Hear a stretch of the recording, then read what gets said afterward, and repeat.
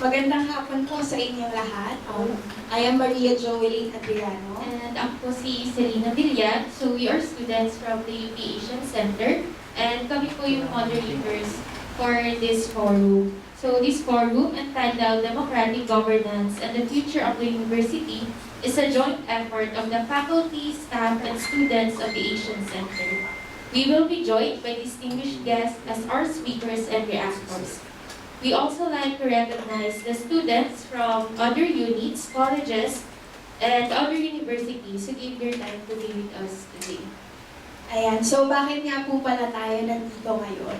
Alam naman po natin right now that UP is at a crossroads. And we also know that for the most part of its history, UP has always embodied the principles of academic freedom and excellence. It has maintained its tradition of honor and public service through the promotion of emancipatory discourse, accountable leadership, and commitment to democratic governance, or its kapangyarihang mapagpalaya. But these principles are now being threatened. Kaya naman po sa forum na ito, we will discuss the challenges to and the future of democratic governance in the university and beyond. So the discussion will apply a multidisciplinary approach through the lenses of culture, politics, governance, and development towards strengthening the democratic processes and moral governance both inside and outside UP. So without further ado, let's call our very own Professor Dulce Natividad to formally welcome us on this forum. Palakpakan ko. Magandang hapon mo sa lahat. Natutuwa kami na makasama kayong lahat sa hapon ito. Ang forum na ito ay pinangungunahan, katulad ng nabanggit, ng mga estudyante mula sa Asian Center at sa Tri-College.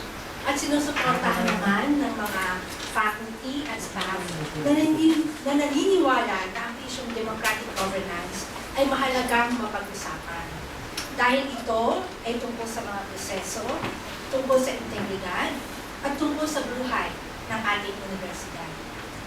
Ang forum na ito ay espasyo para tayo ay magpalitan ng ideya at magbuo ng pag-unawa tungkol sa kritikal na usapin.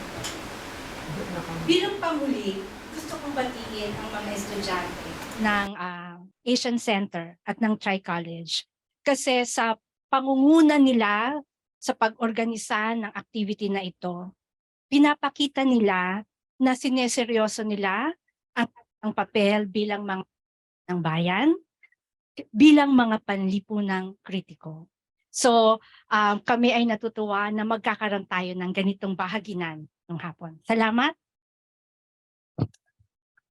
Maraming salamat po, Professor Dulce, para sa magandang welcome remarks po na iyon. And as students po, we are proud din po na nakinig po ang Asian Center sa request po namin na ito. So, siguro before we we proceed, as of now, there are 59 participants po sa Zoom and marami rin po tayo ngayon dito on-site. To be honest, yung registrants po natin ay 208. Tama po ba? So madami-dami po, kaya palakpakan po natin, di ba? Okay, so let us now proceed. Let me introduce our first speaker, Dr. Ramon G. Guillermo. Dr. Guillermo is the director of the Center for International Studies and the former faculty regent. His current research projects are on the transmission, dissemination, reception, and translation of radical texts and ideas in the Southeast Asia using techniques and approaches from translation studies and digital humanities. Meanwhile, our second speaker is Dr. Eduardo C. Tadem, a professor emeritus from the Asian Center. He currently serves as a professional lecturer at the said unit and convener of the program on alternative development of the University of the Philippines Center for Integrative and Development Studies. So palakpakan po natin sila. Ayan. Pwede na po natin simulan mula po sa ating first speaker.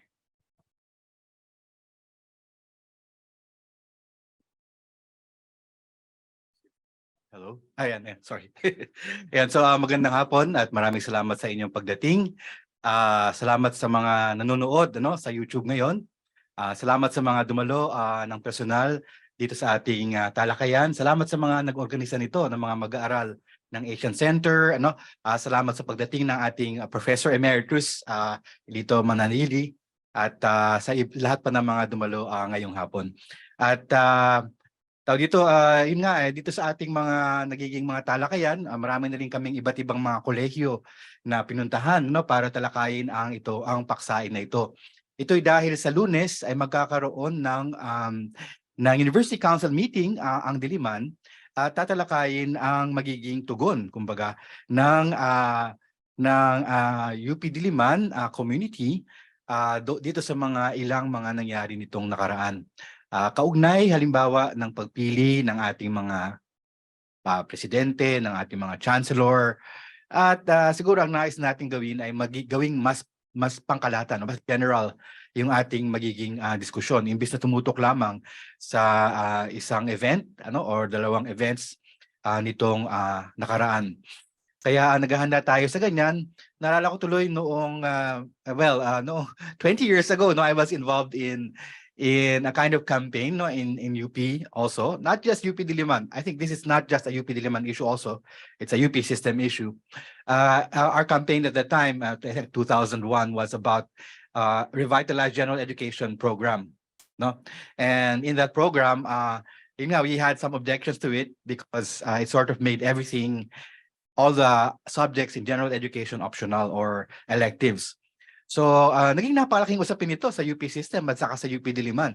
In fact, so at the time we were going everywhere, going around all colleges in Diliman. Also, I was traveling to all constituent universities of the campuses of UP para paliwanag yung aming objections doon sa RGEP. Although we lost that fight, I think there were so many faculty members who were mobilized, who thought and were involved in so many discussions. Sa bahagi ko, yun ang naging napakahalaga doon sa aking kanasan doon. So bagamat hindi kami nanalo noon, ang mahalaga ay maraming namulat, maraming pumasok doon sa talakayan, maraming kumilos para ipagtanggol ang ipinapalagay nila na nararapat na edukasyon para sa ating mga kabataan. So ngayon naman ay isang topic na paulit-ulit din sa ating kasaysayan, at bilang dating miyembro ng Board of Regents ay kumbaga dinanas ko na rin ang marami sa mga ito. Ito nga, meron tayong picture dito sa ating slide na nagpapakita ng isang napakalaking protesta noong 2019. Hindi pinapakita nito yung mga faculty, mga estudyante, mga kawani na involved dahil yung camera ay nakatutok lang doon sa harapan. Pero makita nyo dyan, nariyan ang BOR basically. Nandiyan si former President Danilo Concepcion at current President Gigil Jimenez and other members of the Board of Regents, including myself and other sectoral regents. Nandito bumaba ang mga yan para harapin yung komunidad. At marami dito ay mga guro na talagang labis na nababahala sa mga nangyayari. At tingnan nyo kasi yung tarp na nandoon. This is the biggest tarp I've ever seen hanging in the Quezon Hall. I mean, I've never seen a bigger tarp. We tried to have a bigger tarp ngayon, but we couldn't really find anyone to print such a gigantic tarp. Pero ito ay kita niyo yung tarp na to. We protest, period. Uphold the integrity of the search process, defend the institutional autonomy of UP Diliman. So makita nyo rito, pareho yung panawagan actually sa kasalukuyan nating mga usapin. And this centers around the idea of the search process and what the function of a search process is in an academic setting. And there's this protest about how the search process was implemented just a few years ago, 2019. Tapos may nakalagay, defend the institutional autonomy. This has something to do with what we will hear later as self-determination of the academic community, which is somewhat similar to the so-called institutional autonomy. So tatalakayin ko lamang yung ilang findings na ginawa ko noong 2019, nung kinaharap natin ang mga problema na ito noon. At tingnan natin kung paano natin maiugnay sa kasalukuyang mga usapin. Yan. So next slide. So makita natin dito, on Monday, as I said, the University Council will be meeting to discuss a statement, from the Committee on University Governance and Administration, the KUGA, in Diliman. And the statement of KUGA will be about the recent events, about search committees and the selection of chancellors, etc. Ngayon, naglabas na ng statement ang UP Diliman noong September 19. And you can see, it's almost the same as our current issues today. No? So you see, number one, si Mike Tan pa ang chancellor nung panahon na ito. Look at the first paragraph. The University Council is therefore alarmed by recent actions and decisions by the UP President and the BOR, which seem to demonstrate a devaluation or disregard for the dynamics of the search committee processes or the selection processes, particularly the work of evaluation performed by search committees and the chancellor's recommendations for new deans. Dahil nangyari doon, yung damdamin ay nariyan yung mga resulta ng mga search committee reports, pero hindi ito binigyang pansin. Ikalawa, pati yung rekomendasyon ng chancellor ay hindi rin binigyan ng pansin. And, this is a very strong statement you can see here. By devaluing or disregarding the evaluation of academic peers in the search for their own academic leaders, the UP President and BOR undermine the efforts of ACU to lead in setting academic standards. So it's basically saying that the BOR and the President, they're undermining the operations of the academic unit. So final, na malakas talaga yung statement na ito, the University Council calls on the UP President and the BOR to recognize the role of Dean as academic leader first and foremost, and to respect, defend, and uphold the recommendations on the selection of Dean emanating from collegial, participative, and faculty-led processes of CUs of the university. Ngayon, pansinin nyo, ang naging issue dito yung Dean selection. Pero we use search committees not just for Deans, but for chancellors, also presidents. Kaya I think our discussion here takes a broader character than just looking at Deans. Although, one thing about Deans is that they're indisputably so-called academic leaders.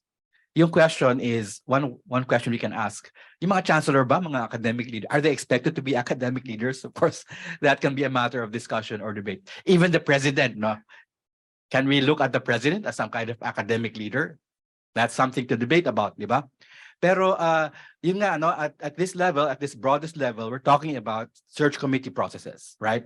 And how these processes are effectively being implemented in an institution like UP. So para makita natin yung parang historical dimension nito, we can look at how this has evolved, no? How this process of selection has evolved through the years. No? So magsimula tayo sa pinakasimpleng panahon. So next slide, no. Ito ang panahon ng 1961, no. So I mean we're taking this as our starting date because before this it was the same din naman. According to the revised code of the University of the Philippines from 1961. Ang mangyari dito, yung pagpili ng mga chancellor ng ating mga academic administrators ay ginagawa lamang directly ng president. So sabihin ng president, you can be the chair here, you can be the dean there, etc., etc. Diretso lang ang president, no process at all. No, in 1961. So sabi nga, this is from the BOR itself, no, from an assessment by the BOR. Memorandum Circular Number 4, 1978. For a long, long time, the board unilaterally exercised its authority with or without formal consultation. The university constituency was the last sector to be formally involved. So talaga noon, sabi nga nito, this was a relatively simple political culture. Wala, simple lang, no? Aside ko sino man ang nakikita ng presidente. So parang para sa atin, sa palagay ko, in our relatively more complex political culture, this is no longer an acceptable process, di ba? And sort of it's like a patronage politics or something like that. It can fall into that trap, di ba?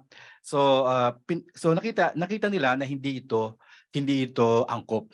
So next, nakita nila so they had changes, no? And as late as 1970s, they had changes in the process. I mean, tumagal, ano? And makita natin, ito yung panahon ni President Corpus. At strangely, this happened during martial law. Now, these changes in the selection process of academic administrators. So may document reorganization of the College of Arts and Sciences. No panahon na yun ng CAS or College of Arts and Sciences, talagang yun super mega college noon. Nandiyan yung CS, CSSP, Cal, ano. Tapos marami pang spin off mula sa mga college niyan later on. So it was kumbaga basically UP Diliman itself, ano. And ang naging ang sinabi dito, no, paano pipili ngayon ng dean? Departmental faculty of the CAS shall nominate together with the academic, non-teaching, and administrative personnel 3 regular faculty members for the deanship of the college. I want to underline here, the nomination process shall involve academic, non-teaching, research personnel, mga reps, and administrative personnel. Like sabihin, there's a broader idea here of what democracy is about, no, in an academic setting. So they'll vote, kumbaga, this nomination, you're probably using ballot boxes and nominate. Yung top 3, sila lang iakyat doon sa Office of the President for consideration. No, so ibig sabihin, magandang ito kumpara doon sa dati. Di ba doon sa dati, consultation, the community was consulted last. Ano? Ngayon, kumbaga, it's the first, right? The community gives their opinion. Pero yung of course, well, may give and take, the president decides which among the 3. If there are top 3 candidates can become the dean. Of course, if there's only one person, edi yun na yun, di ba? Yun na yung lalabas. It's also possible, although difficult, na isa lang yung pangalan na lumabas at yun na yung magiging dean. So ngayon, ito yung parang masabi natin pinaka-demokratikong pamamaraan na umiral sa universidad. Panahon pa ng martial law, nung nagkaroon ng ganyan. Afterwards, no, next slide, kay Angara, 1981 to 1987, ano. So makita natin sa next slide natin. Next yan. Si Angara, siya yung presidente ng UP nung nagaganap ang EDSA uprising, no? If you remember, very few of you remember or some of you remember. Siya yung president ng UP, si Angara noon, and he was, so it's like half-half. No? He was president during the Marcos era and then the Cory era. And doon nag-shift from so-called democratic participation to search committees. This is the first time that we hear about search committees. Yung mga lagi natin nababalita, search committees. Ito yung unang pagkakataon. Ngayon, kapag search committee ang gagamitin para sa selection, ang pinakamahalaga na lumilitaw dito ay yung criteria, na gagamitin ng search committee. The criteria becomes paramount if you're looking at search committees. So the search committees must uphold the criteria which they are using in order to choose the best possible or the best among the possible candidates. And what are the criteria that they fashioned during the time? Of course, these are evolving criteria. Even up to now, they're evolving. But one thing hasn't changed. Doon sa letter A, academic and administrative leadership. Academic and administrative leadership for chancellor, for deans is number 1. Ano ba pangahulugan ng academic leadership? Di ba? Ibig sabihin nito, hindi lang siya magaling sa gawaing administratibo. Hindi lang siya magaling makipagkapwa-tao o makisama. Ibig sabihin ng academic leadership, kinikilala siya sa kanyang larangang akademiko. Tinatanghal ang kanyang mga nakamit na gawa sa kanyang larangang akademiko, sa kanyang mga research, sa kanyang mga intervention. Pinapahalagahan ng kanyang boses sa kanyang disiplina. Like sabihin, he is a respected academic practitioner in his field, in his or her field. So, ito ang number 1 na dapat tinitignan ng search committee. Diba? Na ano ba yung mga nagawa niya sa akademikong larangan na kumbaga na nagbibigay sa kanya ng respeto ng kanyang komunidad. So number 2, of course, integrity, the recognition. Number 3, availability to discharge the functions of the office on a full-time basis. So very, very simple, no? But these are the criteria, that the search committee. Of course, after things were shifted to search committee, that created problems later on, no? Pero yun yung effort, no? Next naman, gusto ko lang idiin sa next slide yung appreciation ni Angara tungkol sa ano ba ang pamamaraan dapat ng pamamalakad ng akademikong institusyon, no? Ito, we may or may not have fond memories of Angara. I think lots of people are have fond memories naman, no? Some, no? Lalo na yung mga kawani, because it said that he gave a lot of benefits to the administrative personnel, no? Which is something that's important, no? Pero dito, sabi ni Angara, no organization can meaningfully attain any present objective unless the people in it are involved in planning.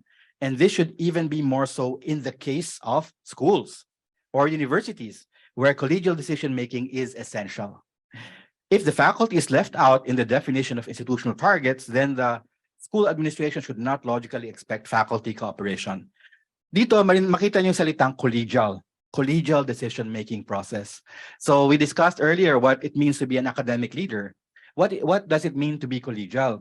Yung collegiality, importante yan para sa ating mga academic institutions. Dapat din sa labas ng academic institutions, importante yan. It's that we treat each other as equals. We may come from different fields, we may have different ranks, we may have different titles attached to our names, but we treat each other as equal. And in discussions, what matters is the reasoning involved, no? The rationality, no, of our discussion. Ito yung basis ng mga meetings natin sa departments, sa colleges, sa university council, no? So university council level, kahit doon sa level na yon, collegiality ang ating pinapahalagahan. Merong expectation ang mga academics na ang mga proseso ng decision making should have a collegial aspect o collegial dimension. Sabi nga ni Angara doon sa bahagi pa ng sanaysay na ito, sabi niya, alam niyo tayo mga administrador, minsan ang trato natin sa mga guro ay parang mga subordinate natin. Mga nakapailalim sa atin na dapat sumunod na lamang sa ating mga direktiba, sabi ni Angara. Pero hindi yan uubra. Dahil ang mga guro ay hindi pwedeng maging mga subordinate lamang. Sabi ni Angara. Kaya importante, no? Merong mga prinsipyo dyan na sa palagay ko, whether or not in-implement ni Angara, I think important for a UP president actually to know, right? These principles. Ngayon, meron tayong first big controversy. There are many controversies in relation to search committee processes, but one of the big controversies that happened in Diliman, next slide. Ito, no, kay panahon naman ni Dodong Nemenso, President Dodong Nemenso, president siya from 1999 to 2005. There was a controversy, a rather large or big controversy, which it was even published in newspapers. There was a lot of discussion even in national media about it. It was a controversy over the BOR selection of Professor Raul Pangalangan as the Dean of the UP College of Law. Si Popo Lotilla, if you know him, he's Energy ngayon, no? Energy Secretary, ang kalaban na tumakbo ni Pangalangan.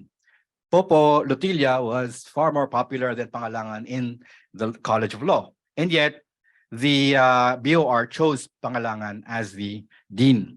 So, sabi ni President Nemenzo, some faculty members of the College of Law were protesting the appointment of Dean Raul Pangalangan.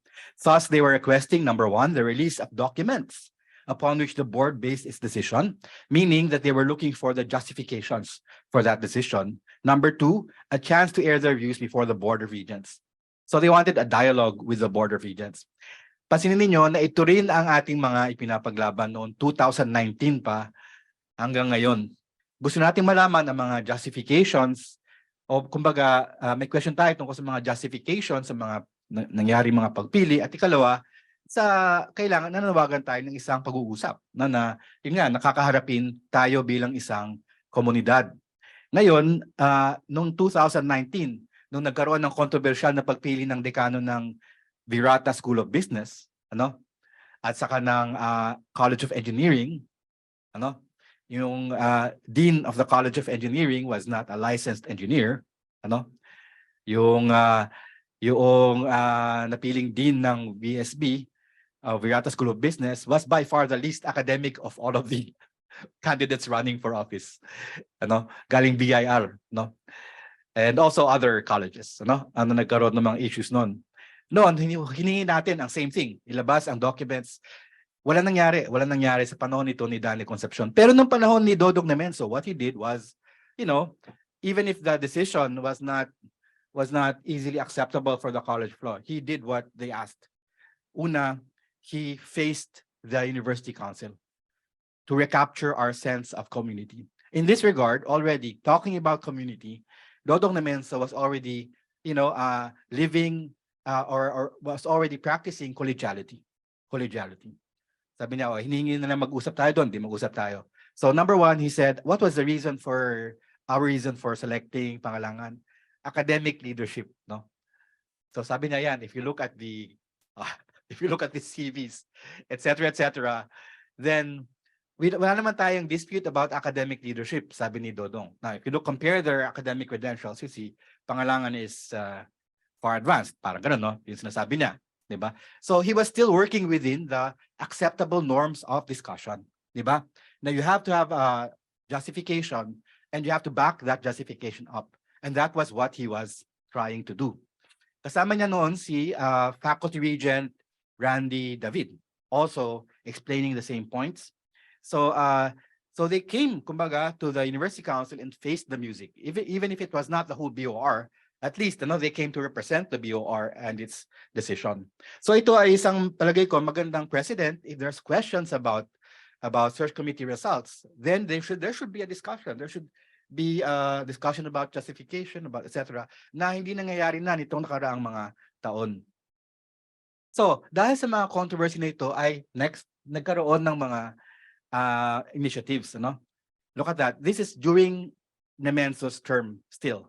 He called for a campus-wide academic management conference to propose different methods for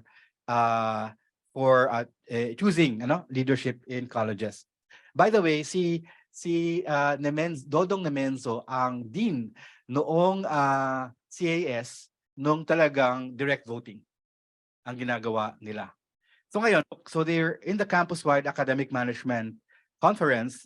They presented a proposal which was a response to mounting criticisms on the processes or the process currently being followed in the deanship selection. So number one, may proposal sila.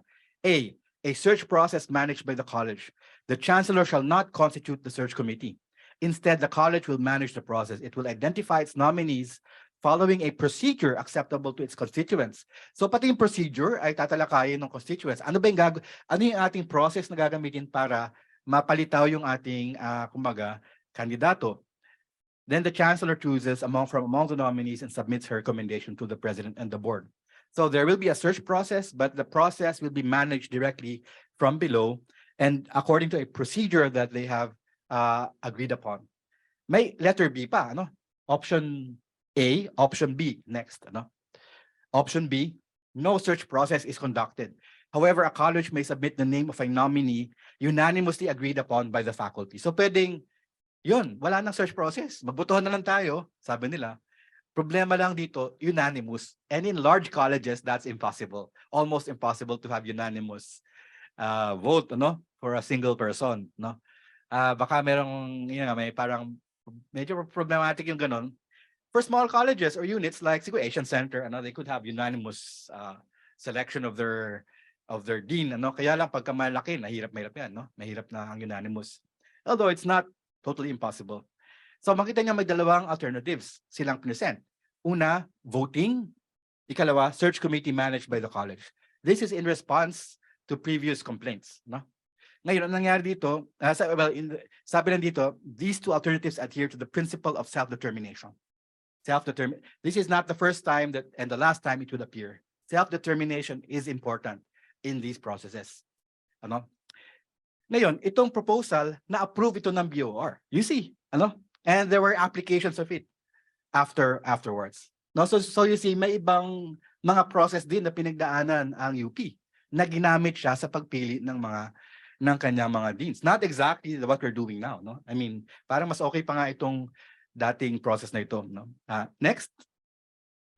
Yan, so nung panahon naman ni Emer Roman, ay may mga tuloy-tuloy pa rin na mga issue, naalala ko noon, may mga bulong-bulong pa tungkol sa mga problema. Hindi lang ito diliman kundi sa iba pang mga CU natin na may mga issues kaugnay ng selection process. So what did so there was a document which Emmer put out, no, proposed policies and guidelines on the selection of deans. At yung kanyang highlight ay yung definition of what is an academic, of what is a dean, ano? The dean is first and foremost an academic leader. This is a reiteration of this fundamental part of the criteria of search committees. Kaya kung kayo ay pipili kayo, search committee kayo, pipili kayo ng dean, you have to look very carefully at the academic contributions, ano, of that individual. It's not necessarily whether he has this or that credential, but what his or her contributions were, di ba? In his or her field and discipline. So dito must be an academic leader. Thus it is expected that all members of the faculty and the academic staff get involved in the process of selecting deans. It goes without saying that all other constituents of the college, the students, the admin staff should also participate in the process. So dito nagbubukas ng dapat democratic principle ng pagpili. At the same time, dapat pinapahalagahan yung academic leadership criterion. And I don't think, ano, sa pagtakbo na ngayon ng mga proseso natin, neither the part about academic leadership or the part about consultation is now being respected, ano, in our processes today. Ano, I mean, that's my opinion, no? I think that's the opinion of many people din, ano, including Dr. Ed, no? Yan, so ngayon ay papunta tayo sa huli, no, mga huling bahagi kay ano naman, kay Pascual, no? So next slide natin, no. Yan. Okay, so ngayon yung isang gawain ng mga faculty regent, and I was one, no, briefly, is to go around our UP system to the different CUs, no, Baguio, Tacloban, Mindanao, right? We go around and ask the constituents what your main problems are. What can we address? No, so nag-ikot si former faculty regent Ida Dalmasio from UPLB sa iba't ibang mga CU for consultations. At yung isa na talagang lumitaw na napakatingkad sa kanyang consultations ay ang problema ng search process. No, I mean, this is not surprising, no, na naging isa ito sa mga pinakatampok. So Dalmasio reported this to the Board of Regents. Ito yung report niya. Sabi niya sa BOR, some are indifferent on the selection process. Why go through the process when the appointing authority already has somebody in mind? There was a sense that there could be a more democratic way of selecting deans and directors. There was a request to review the selection process for deans and directors. The present process has become very political. Faculty members have the impression that the search committee is biased because the members of the committee are appointed by the chancellor. The real sentiment was to review the selection process for deans and directors. No? And I think at this point, we're already looking at reviewing search processes for other levels na rin, ano? Hindi na lang sa deans and directors. So, ano yung naging resulta nito? Ano? Nagbuo si President Pascual ng isang ad hoc committee. And the BOR does that. Upon recommendation by BOR members or regents, committees can be formed to make studies and recommendations. So nagbuo ng isang committee to review the policies and guidelines on the selection and appointment of deans. This was headed by College of Law Professor Patricia Daway, and they had two alternatives, no, doon sa kanilang proposal. Number one, a college-managed search process, no, wherein a single nominee will be submitted to the chancellor provided that he or she has the support of at least 2/3. So ito, hindi na unanimous. Mas workable actually ang 2/3, no? It may be difficult, no, pero mas workable siya in large colleges than nakita siguro nila yung dating proposal nung panahon ni Dodong Nemenso na unanimous. So ginawa nila, 2/3 siguro pwede na yan. Tapos, pwede rin mag-constitute ng search committee which would submit a list of ranked nominees to the chancellor with justification for the ranking included. See there, no? Justification is very important. That we're not just ranking people based on a whim, no, or arbitrarily, but there must be a reason for our ranking of preferences. So the chancellor would then have the prerogative to recommend a nominee to the president. No? The chancellor and the president shall inform the college about his or her choice and justification thereof. So pag pumili, kailangan magbigay kang justification. Nung pumili ng dean dati sa engineering, na walang engineering license, walang binigay na justification ang BOR. Nung pumili ng isang taga-BIR, ang BOR, para maging dean ng Virata School of Business, wala rin silang justification na ibinigay. It's just because BOR decided it, no? And we have the power to decide this, right? So yun yung parang kawalan na ngayon ng pagpapaliwanagan ang isang malaking issue sa tingin ko. Ngayon nangyari dito sa next pa. Yeah, so the committee which the BOR formed underscored that in the selection and appointment processes involved, the principle of self-determination is important of the college and the university should be respected and honored. In the same way that the selection and appointment process should adhere to the basic principle which is enshrined in the university charter. We'll show you that later, in a bit, So meron the basic principle in the UP charter. Tapos anong nangyari? Walang further action dito sa proposal ng ad hoc committee sa BOR. So nakita niyo yung dati, yung isa yung nagbuo ng proposals ng isang consultation, campus-wide consultation. That's an example of bringing proposals from below to the BOR, di ba? Na inapprove ng BOR.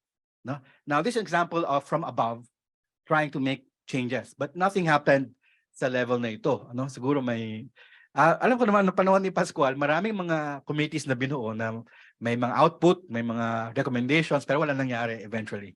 I was part of such a committee or such committees that produced outputs but didn't actually have. For example, meron kami committee on HMOs sa UP na gustong-gusto ng mga kawani natin, for insurance, wala nangyari doon. Housing, wala rin nangyari. Anyway, maraming hindi nangyari, but this is, I think, yung proposal ni Nadaway is already something interesting because it went through study by a committee, di ba? This proposal also historical study.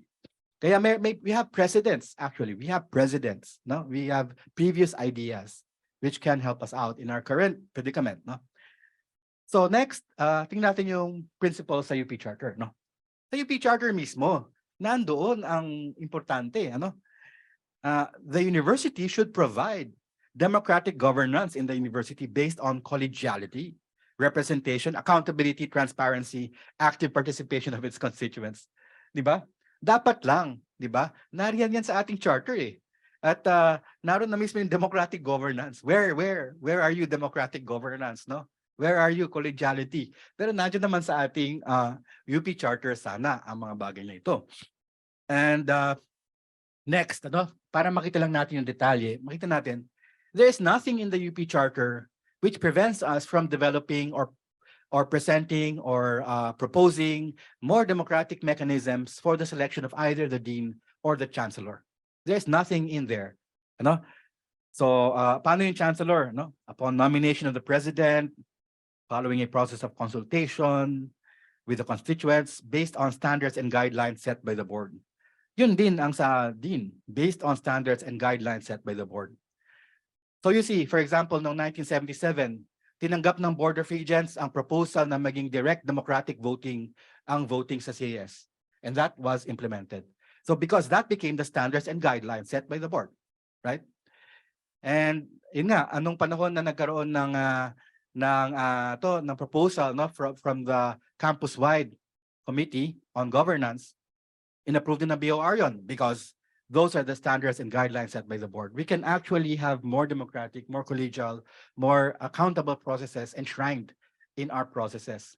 So kailangan din ito ay ating kilalanin. Hindi ito suntok sa buwan, kumbaga sinasabi ko na baka kailangan pa natin baguhin yung RA 9500, kailangan pa natin baguhin yung Philippine Constitution. Hindi dahil mismo nakapaloob sa ating RA yung posibilidad na tayo ay magkaroon at nandoon siya mismo na kinakailangan democratic governance ang pamamalakad sa ating institusyon. So next na lang, ito yung isang problem natin. Aside from justifications, parang kulang sa transparency and accountability. Yung current trend. Ngayon, tinignan ko yung mga sa minutes of the BOR, makita natin yung mga pag-call for a, what we call executive session. Yung executive session sa BOR, simple lang yan. Narin yung BOR, papalabasin lahat ng mga hindi BOR at mag-uusap sila. Yung kanilang pag-uusap, there's no recording, there's no documentation, and because it's an executive session, nothing can come out of it. No, well, what stays in an executive session stays in that executive session. So, ang tinignan ko doon sa mga BOR Gazette, paparami ang pagpapatawag ng executive session hanggang sa selection, no? Sa selection ng deans and chancellors, hanggang naging norm na currently na kapag pagpipilian ng dean at saka chancellor, laging executive session. Ngayon, parang konti lang yan, mga 6, 4, etc. Pero in an executive session, pwedeng marami ang inyong din-discuss. No? Marami kayong mga, okay, may executive session na tayo at marami kayong mga dean na pagpipilian at pagdadaanan. Kaya, and selection of deans naman and chancellors, hindi naman yan every month. Ano? Dahil may terms yan, 3 years per term, no? Or yan, so medyo hindi naman ganun kadami yan. But as you can see, nung panahon ni President Concepcion, naging parang nag-spike yan. And that what you see there on the graph is only the first half of his term. That means when I was in the BOR. So when I left, hindi ko na monitor, no? Pero I suppose it really becomes much higher than any of the other previous terms combined, no, of presidents. No? So makita natin, ngayon tanong natin ng iba natin mga nagtataka, no? Hindi ba yung pagpili naman ng chancellor at dean, hindi naman yan dapat top secret? Hindi naman yan kumbaga nangangahulugan ng parang merong national security involved, di ba? Hindi naman ganoon eh. Bakit kailangan hindi lumabas sa mga tao yung mga halimbawa kahit yung secret balloting ganyan, no? Yung mga justification. In fact, justifications lang naman yung gusto natin makita ron. Why? Even the justifications, we cannot even have access to them. So next, na makita natin dito sa square sa bottom left, listahan niya na tinignan ko lang na explicitly hindi executive session na pumili ng mga deans at saka chancellors like UP Visayas Chancellor 2011, open meeting yan, no? Recorded. You can see all of these chancellors and deans, their appointments were or their selection were deliberated not under executive session. Pero tingnan niyo tingnan pa tong 2011 yung example sa taas, no? Itong Danilo Concepcion, ano? When he was being deliberated as Dean of College of Law, ano? Also Joey Balmaceda when he was being deliberated as Dean of College of Science. Makita niyo may asterisk sa pangalan ni Danny Concepcion, who became a president after this. No? Yung asterisk, ibig sabihin niyan, it was taken up in executive session. Whereas yung kay Ding Joey Balmaceda, walang asterisk. It was taken up in a regular session. I mean, for some reason, I think they said, okay, pag-usapan natin si Danilo Concepcion, we have to have executive session. Pero it's not implemented, kumbaga, all the time, no? Hindi yun yung, okay, magpipili tayo, the executive session na lahat. Hindi ganun. Selective dapat ang proseso. And there must be a reason for why gagawin yun na mag-executive session. No? So, pakita nyo, meron yatang indiscriminate application of executive sessions ngayon. Not just in terms of selecting deans and chancellors, but many other kinds of decisions which the BOR makes, which is problematic for us as a community which wants transparency and accountability. You can't have accountability without transparency, right? So, panghuli na lamang, no? And this is a rather small point, no? Pero nagulat na ako, next slide. Dito sa, yung redacted pages ng BOR Gazette. This is basically the public version of the BOR minutes, right? And nangyari lang ito sa panahon ni Danilo Concepcion, President Concepcion, that, pagka tumitingin kayo sa mga declassified CIA documents, right? If you download them from the internet, ganyan itsura nun, di ba? So, feeling mo parang may cloak and dagger thing, like mga CIA ang pinag-usapan natin, FBI, ganyan. Pero why would they have to do this for UP, this discussion about something? And this sort of creates a kind of suspicion na this can become arbitrary to withhold some information from the public, which the BOR discussed in a meeting, not in an executive session in the BOR, no? So ito ay yung isang punto. Ngayon, panghuli na lamang, no, dahil marami na akong oras, napakaraming oras na kinain dito, ay yung huling-huli talaga ay yung usapin ng bakit kapag mag-select na sila ng dean o chancellor, bakit i-interviewin ng BOR ang mga kandidato para dyan, no? Yung ipapatawag yung mga kandidato para sa opisina na yan sa harap ng BOR, tapos ipapagpaliwanag sila. Hindi yon sa palagay ko, at maraming objections na nangyari nung una yung ginawa.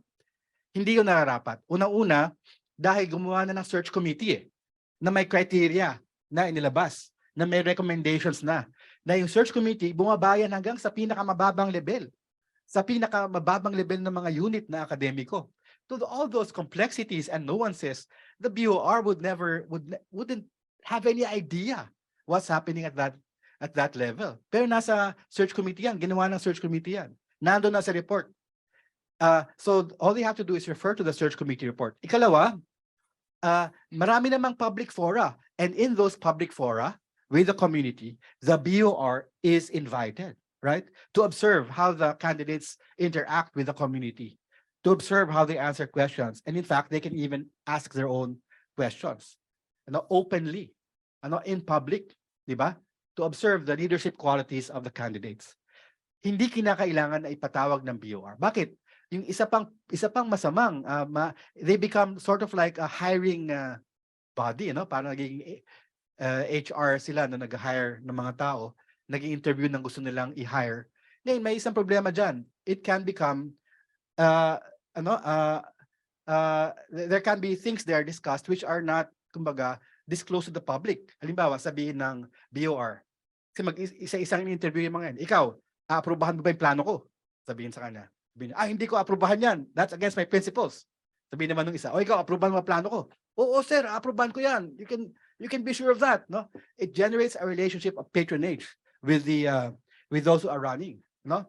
And makes them possibly go into commitments or agreements which are not public, no? And also may be inimical to the public interest, right? So talagang problematic itong pag-i-interview ng BOR na ginagawa niyo sa parang hiring board, Hindi dapat ginagawa ng BOR yan. That's very suspicious. It generates this kind of patron-client relationship with the BOR and the deans and the chancellors, which should not be the case, because they are academic leaders, respected in their fields, and with their own independent thinking about how they should govern. No, so kita nyo nga, we are in a bad situation ngayon, no? Sa pagpapaliwanag ng masamang kalagayan natin ay mas malalim, no, mas matindi ang i-discuss sa atin ni Professor Emeritus Ed Tadem. Salamat po.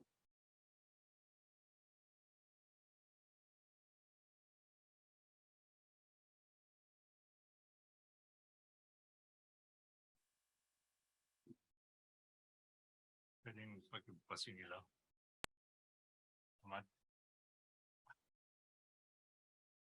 Mahirap sundan yung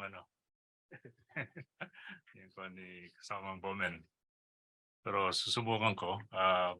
Yung napansin na historical yung treatment ni Bowman sa issue ito. Ang akin naman ay yung nangyayari sa kasalukuyan. What has been happening since April 3, actually, when the Board of Regents met to decide on who would be the Chancellor of UP Diliman. Meron akong hinandang speech na recycled kasi pangatlong beses ko nang i-present ito. So it's environmentally friendly. Pero meron akong mga pagbabago na ginawa at na dinagdag para sa okasyon na ito. The title of my presentation is The Decay of Democratic Governance in UP. The University of the Philippines is under siege and assault from trapo politics and transactional horse trading. On April 3, 2023, the Board of Regents, in a majority vote, chose a candidate for UP Diliman Chancellor with less than exemplary scholarly academic credentials and minimal administrative experience, over one who has achieved the highest academic recognition and honor, possessed a tried and tested administrative record, and who had successfully and courageously steered UP Diliman over 3 years of a debilitating pandemic. The BOR's decision defied the canons of merit-based indicators and the publicly announced overwhelming sentiments and choice of the UP community. The BOR also totally disregarded the findings and recommendations of the very own search committee it had formed, making the whole search process of democratic consultation a farce and a meaningless and token exercise not meant to be taken seriously. More than this, the BOR decision shows a total disregard and contempt and made light of the collective wishes and aspirations of the UP Diliman community, its faculty members, students, staff, and alumni who went out of their way to appear before the search committee. We understand that almost 90% of those interviewed clearly favored the then incumbent chancellor, whom the board rejected. The next, I have a one paragraph here, which is a passage, the search committee report, but I'm told that I cannot share it because of legal implications. So be it on record that I have not shared this. This is just a passage, which all I can say is we know what it contains and what the board had, what that search committee had recommended to the Board of Regents on who should be the Chancellor of UP Diliman. Let me proceed. The BOR decision also calls into question the leadership values and moral authority of the majority of its members. It further illustrates the dominance of traditional politics, patron-client relations, undue interference by external vested interests in BOR's decision-making process, transactional horse trading, and working and dealing in the university's highest decision-making body. In doing so, the BOR has abandoned the time-honored traditions and principles of UP, or any institution of academic, of higher learning, for that matter, for democratic governance, accountability, transparency, academic excellence, collegiality, representation, and leadership legitimacy. The laws of the country are clear with respect to the principles and standards that public officials are to follow. The UP Charter of 2007, also officially known as Republic Act 9500, states that among its purposes is to, and I quote, letter H, provide democratic governance in the university based on collegiality, representation, accountability, transparency, and active participation of its constituents, and promote the holding of fora for students, faculty, research extension, and professional staff, and alumni to discuss non-academic issues affecting the university, end of quote. Republic Act 6713 of 1989, also known as the Code of Conduct and Ethical Standards for Public Officials and Employees, states in Section 4, which are the norms of conduct of public officials and employees, must be committed to democracy, and that is letter G of Section 4. Commitment to democracy. I'm quoting directly now. Public officials and employees shall commit themselves to the democratic way of life and values, maintain the principles of public accountability. They shall at all times uphold the Constitution and put loyalty to the country over and above loyalty to persons or party. But then one might also ask, because all of these principles and names have never really been defined, have not been defined by the university at all. So I went to ChatGPT and asked a robot, actually, what these high-sounding words really mean. Democratic governance, accountability, transparency, academic excellence, collegiality, representation, and leadership legitimacy.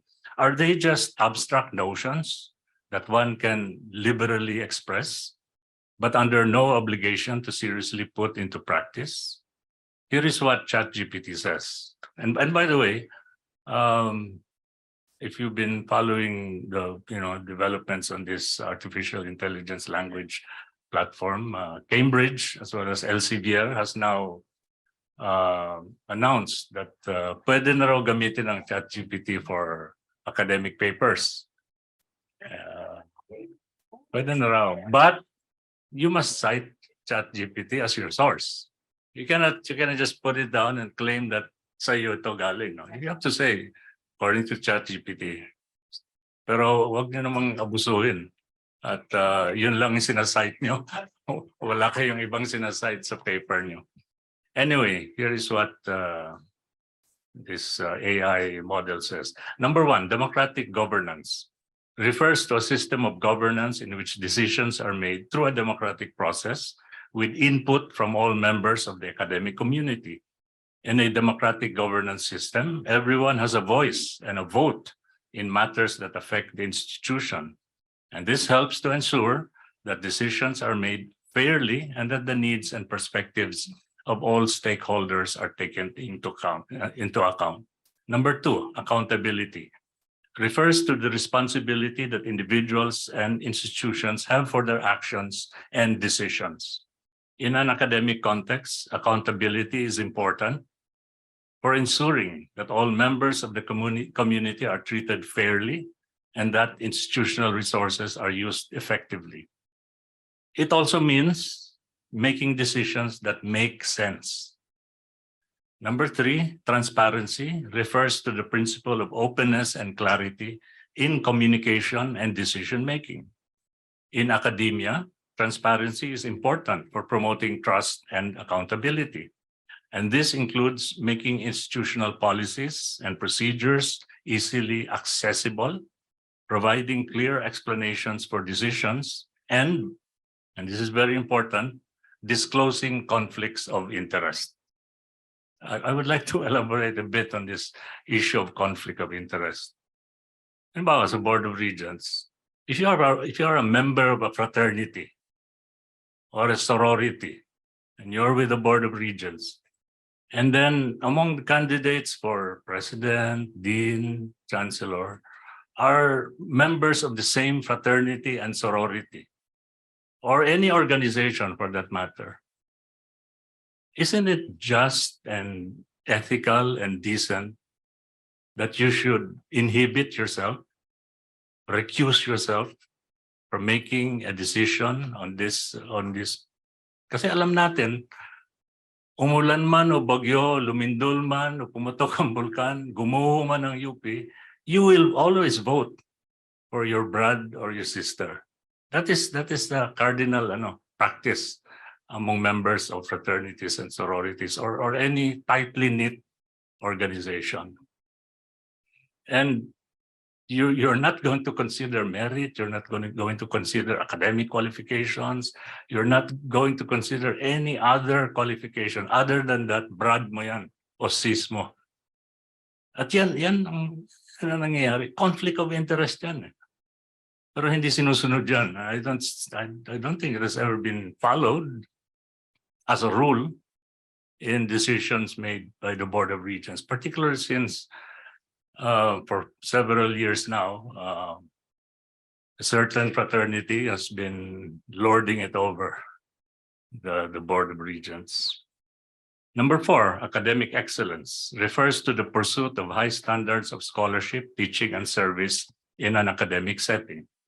Academic excellence is typically measured through factors such as research productivity, teaching evaluations, and institutional rankings. Number five, collegiality. This refers to the spirit of cooperation, mutual respect, and collaboration among colleagues in an academic setting. Collegiality is demonstrated through behaviors such as sharing ideas, listening to others, and working together to achieve common goals. Number six, representation. In an academic setting, this is about creating an inclusive and equitable environment that values diversity and ensures that all individuals have a voice and opportunity to participate and contribute to academic pursuits. Number seven, and this is also quite important, yung legitimacy of leadership. This refers to the degree to which a leader is seen as having the right to lead and make decisions within the context of the institution. Legitimacy is usually established through a combination of factors such as qualifications, experience, expertise, and the approval of key stakeholders, including faculty, staff, and students. To emphasize this point, factors that contribute to the legitimacy of leadership in an academic setting include, number one, academic credentials. Leaders who have strong academic credentials, such as advanced degrees or extensive research experience, may be seen as more qualified to lead in an academic setting. Number two, institutional experience. Leaders who have worked within the institution for a long time and have a deep understanding of its culture, history, and values will also be seen as more legitimate. Number three, support of key stakeholders. Leaders who have the support of key stakeholders, such as faculty, staff, students, alumni, are more likely to be seen as legitimate. Number four, demonstrated competence.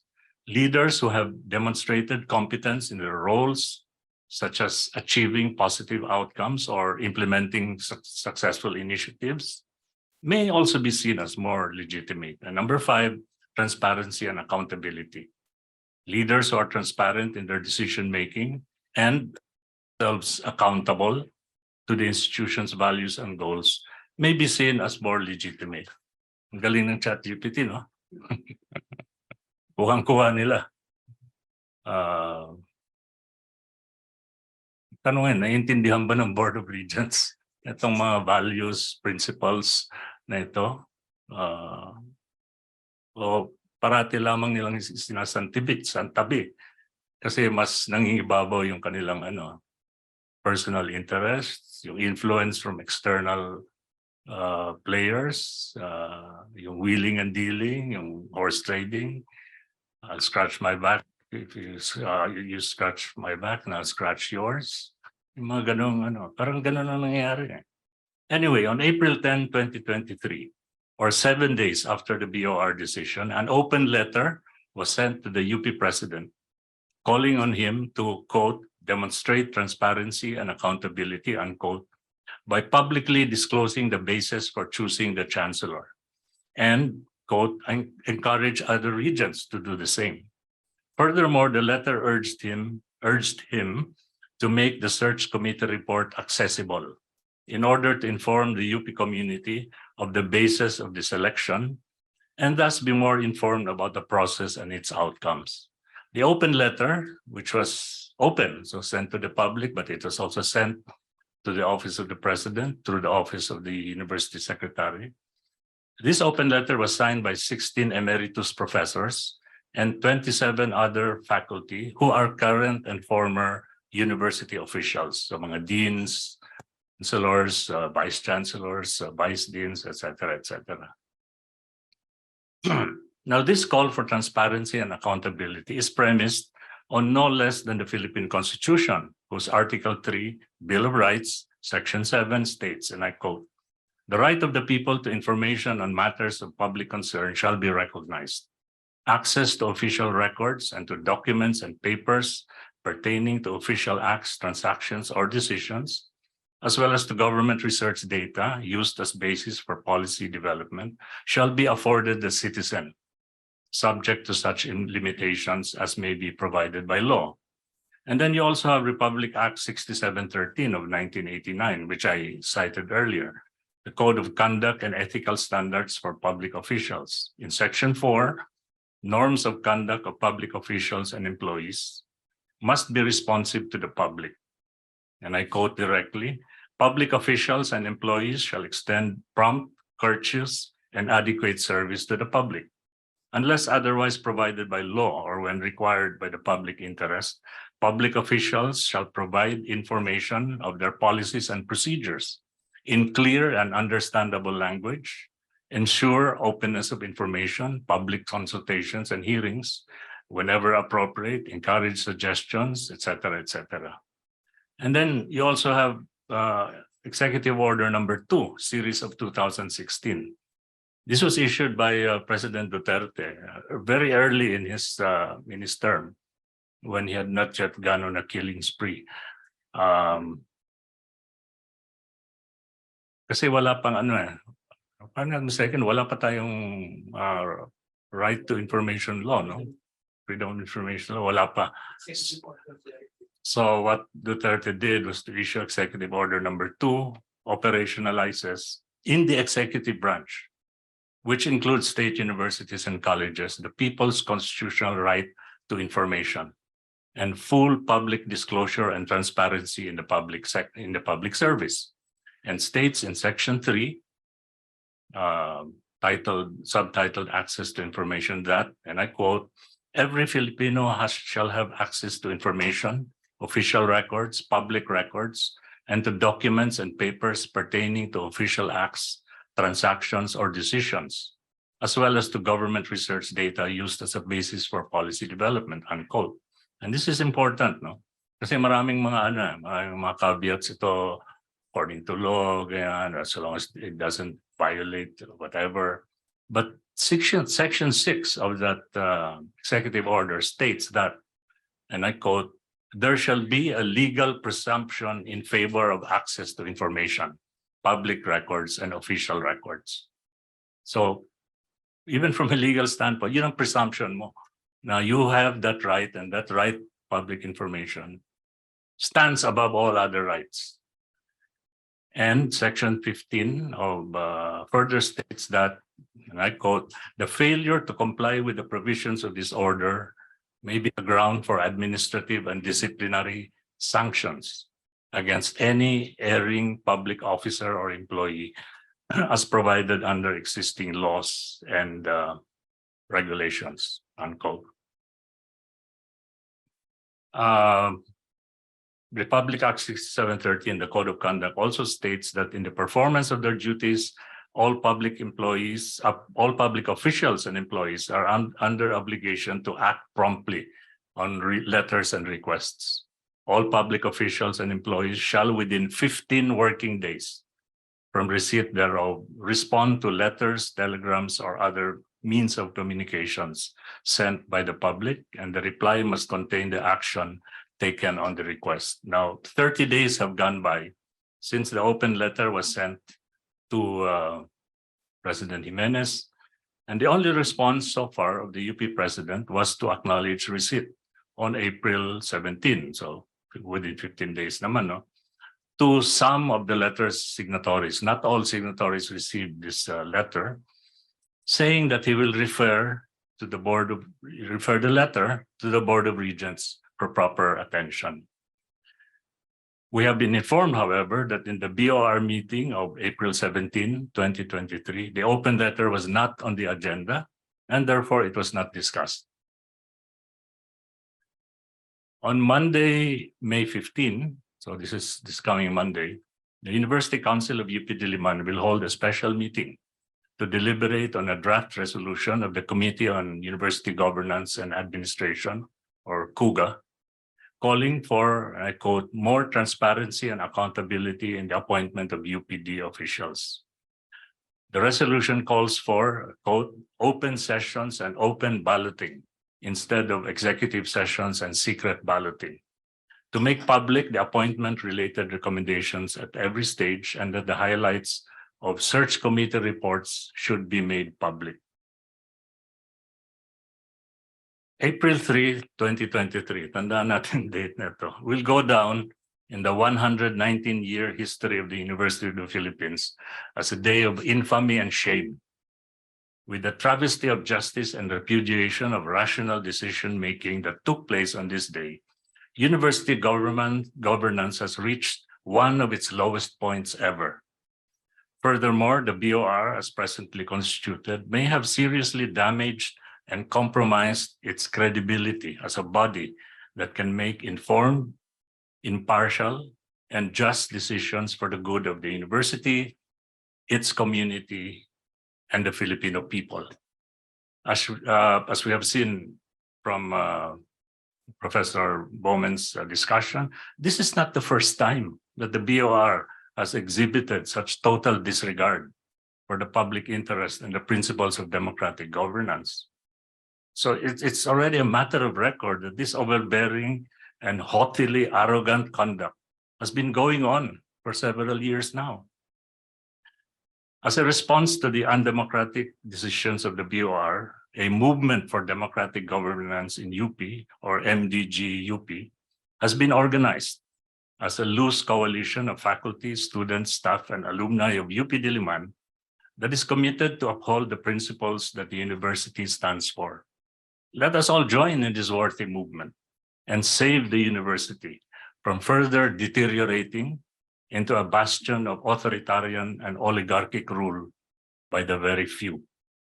We have seen how academic excellence and impeccable scholarly credentials, proven and experienced governance, transparency, accountability, popular representation, collegiality, and overwhelming community support have all been recklessly abandoned.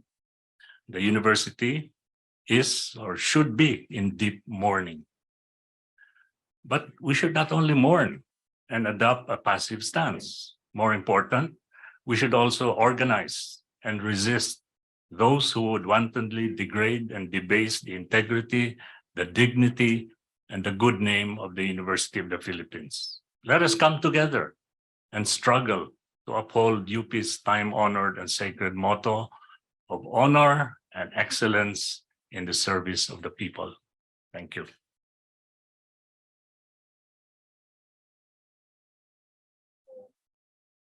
Thank you po, Dr. Bowen, for walking us through ng pagpili ng academic leaders sa ating university as well as yung history na matagal na palang issue yung ganitong pagpili. Pero hanggang ngayon ay problema pa rin. Kahit na nakapaloob sa UP Charter na dapat nga govern tayo by democratic principles. And thank you din po, Dr. Tadem, for discussing yung trapo politics within the university. So very explicit statement na yung credentials nga po underwhelming compared to other candidates. So thank you for sharing to us yung principles that should be considered in choosing academic leaders that the ChatGPT thoroughly discussed but the BOR failed to consider. So hopefully for legal matters, marinig po ano yung hindi pwedeng ma-disclose. So Ayan, I agree no, Selena. So indeed po yung problemang ito na kinakaharap ng UP ngayon ay hindi na bago. So kumbaga it did not happen overnight. And kaya kailangan natin mag-mobilize pa. At this is the main reason why we are conducting this forum. So I know we have so many questions in mind. We're actually receiving questions sa Zoom, but we will have it later po. But so to spice up naman po the conversation, to deepen pa po, let us call and introduce our reactors for this forum. Reminders lang po para sa mga reactors natin. We will give you 5 to 7 minutes po. Okay. So our first reactor is Dr. Grace R. Concepcion, member of the All UP Academic Employees Union and an associate professor from the Department of English and Comparative Literature. So she will be joining us po via online. And ang pangalawa po nating reactor ay si Mr. Jose Mario De Vega. Siya po ay isang PhD student ng Philippine Studies Program. Kumuha ng kursong AB Political Science sa Manuel L. Quezon University, ngunit hindi nakatapos gawa ng kanyang radikal na aktivismo. Natapos niya ang nasabing kurso sa Olivares College noong 1999. May masterado siya ng filosofiya sa Universidad ng Pilipinas, Diliman. Kumuha din siya ng kursong abogasya sa University of the East, ngunit gawa mismo ay lumipat siya sa Philippine Law School upang doon tapusin ang kanyang Bachelor of Law. Dati siyang tuturo ng mga asignatura sa Pilosopiya, Agham Panlipunan at kursong Andres Bonifacio at Kilusang Katipunan sa Universidad de Manila. Our third reactor naman po is Mr. Juni Estanislao. He is currently taking up a master's degree in Philippine Studies, major in Development Studies here at the UP Asian Center. And then he also teaches junior high school at the Barangka National High School in Marikina. So palakpakan po natin sila. So with that said, let us start na po. Dr. Grace. Hello, good afternoon. Okay, hi. Can I be heard on site and online? Okay, yes. Hello. Hi, good afternoon everyone. And I wish I could be there pero gawa nga ng medyo masama yung pakiramdam ko is I cannot join you there. So I'm here via online. And as president of the All UP Academic Employees Union, so I'll be anchoring my discussion on the sentiments of what democratic governance could mean for those nga dun sa mga rank and file, particularly hindi lamang composed of the academic sector like the faculty and yung mga reps natin, but also members of the community natin, included na dito yung mga manininda, mga jeepney driver natin, as well also as yung mga mga students natin. Okay. So here. So first, yung unang point na gusto kong i-raise na yung democratic governance is total hinge, okay, doon sa notion ng academic freedom. When we hear of academic freedom, we think about yung freedom nga ng mga estudyante na matuto and freedom of the faculty and the researchers to teach and to publish ideas that may be counter hegemonic and then that may also challenge the state. But not only that, but academic freedom also includes being free, okay, to decide, okay, on the processes that govern them, and particularly one of these processes is to choose leaders that support that choose leaders to best represent them, and also leaders, more importantly, leaders that would support the calls for benefits and just wages. So it does not only have an academic implication, but it also has an implication for economic stability. And this is important for members of the UP community kasi nga paano nga tayong matututo, makikipagtalakayan kung gutom ang ating sikmura. So the three concepts that were mentioned before, okay, in relation to democratic governance, which are transparency, accountability, and participation. So what could this possibly mean for members of the UP community and the rank and file? So first of all, transparency. So it means that being open to stakeholders of the university and being able to access information on policies, financial information on hiring and appointment. So this would benefit stakeholders such as the students, the academic and non-academic employees, contractual employees, and members of the university. Second is accountability. So meaning that, as mentioned earlier then, that officials should take responsibility for their decisions and actions, especially if it affects the community. So meaning dapat managot ang lahat ng mga managot sa mga stakeholders ng university and to prevent nga mga arbitrary decisions na yung iilan lang yung nakikinabang. And third, which is participation. So what does this mean? Is to have the freedom and power to decide on the welfare and interests of the sectors nga of the universities. And as I mentioned earlier, part of this is to choose leaders who would govern the university. So why is democratic governance important? First of all, it is important to forward interests and rights of the sectors for just wages, security of tenure, and promotion. So these are things that are important to ensure security, economic security, and stability within our daily lives, okay, within our work. And also, to add to that, to fight for benefits for health and wellness, education, housing, retirement benefits, and others. And also to recognize the sentiments and demands of the UP community in the face of red tagging and political harassment, meaning that we have to contextualize this in the bigger picture nga. Sa mga nangyayari ngayon, particularly that we have another Marcos, okay, as a president, okay, of the Philippines, okay. Democratic governance is important nga to fight for academic freedom in teaching. As I've mentioned, this would mean that to be able to teach and encourage critical thinking, even if some of the ideas may challenge those who are in power. To assert for consultations, information, dissemination, to avoid arbitrary rules and policies. And importante dito din for democratic governance is to raise the morale of the constituents, meaning that we see that it would have an empowering, okay, capacity, okay, to change the conditions to that negatively affect the sectors of the community. And lastly, also to fight against contractualization. Why is this important? Because there are some jobs here na contractual sila, meaning na 6 months lang yung kontrata, but these are functions that are important to the university. So why don't we put these employees and give them a more permanent position and give them security of tenure?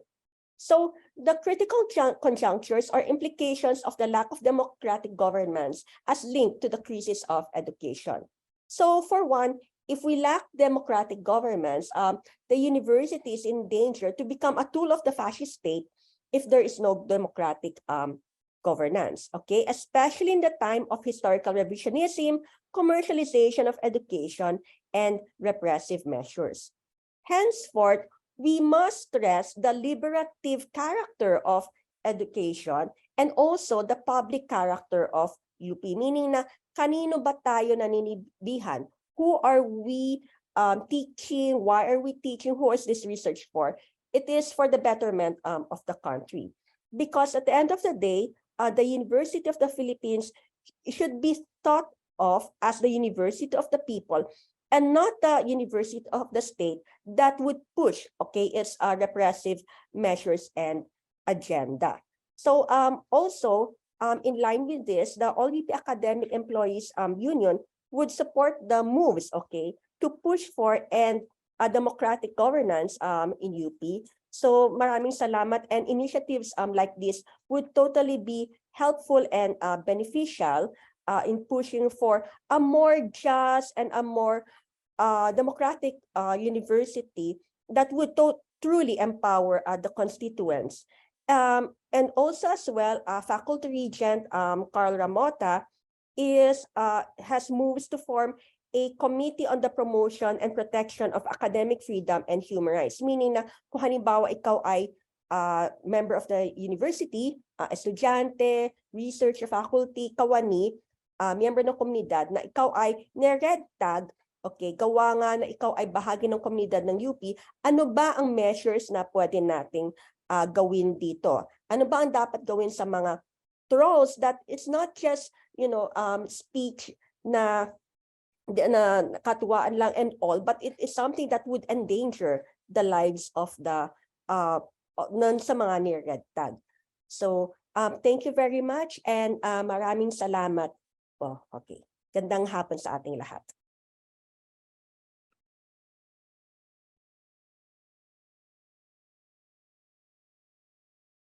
Maraming salamat po, Doc Grace. Pakinggan naman po natin si Sir Mario.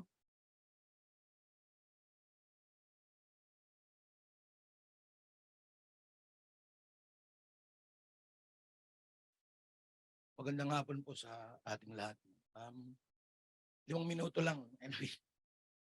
Una sa lahat, gusto ko magpasalamat sa ating kolehiyo sa pagkakataon na ito. Ang totoo niyan, kahit 5 minuto lang, mahalaga kasing malaman nila ang mga puwersa. No? Tulad na sinabi ni Professor Bomen, pag tinignan mo ang larawan, makikita mo lang yung mga nasa unahan. So gusto kong makita nyo yung mga tao na nasa likod. No? Yung nandun ako ng isang araw sa bahay, nakatanggap ako ng isang paanyaya, at agad-agad ko itong tinanggap dahil nananawagan si Sintang Paaralan ng isang dialogo, tumanggap kagad ako. Ngayon, hindi ko makakalain na isa ako sa magiging reactor dito. No? Akala ko isa lang akong organizer. Pero be that is may. So gusto kong magpasalamat sa kolehiyo na nung kami ay sumulat, ay mabilis na tumagon. Gusto ko rin magpasalamat sa mga profesor ng aming institusyon. Salamat po. At syempre, higit sa lahat doon sa mga kasama kong mga mag-aaral na nagtrabaho at pumalo para nga ito ay mamateriala ng materialista. Gusto ko rin po salamat sa ibang kolehiyo na nagbigay ng suporta sa CSSP. Sa CSWCD, marami pong salamat. At doon sa mga University Council, no, marami ring salamat. At espesipiko doon sa mga guro na nandito, si Ma'am AR, si Dr. Clemente, si Ma'am Dulce, ang Chancellor na kinikilala ko, Chancellor Fidel Dimenso, marami po salamat sa pagpunta. No? Mabuhay kayo. No?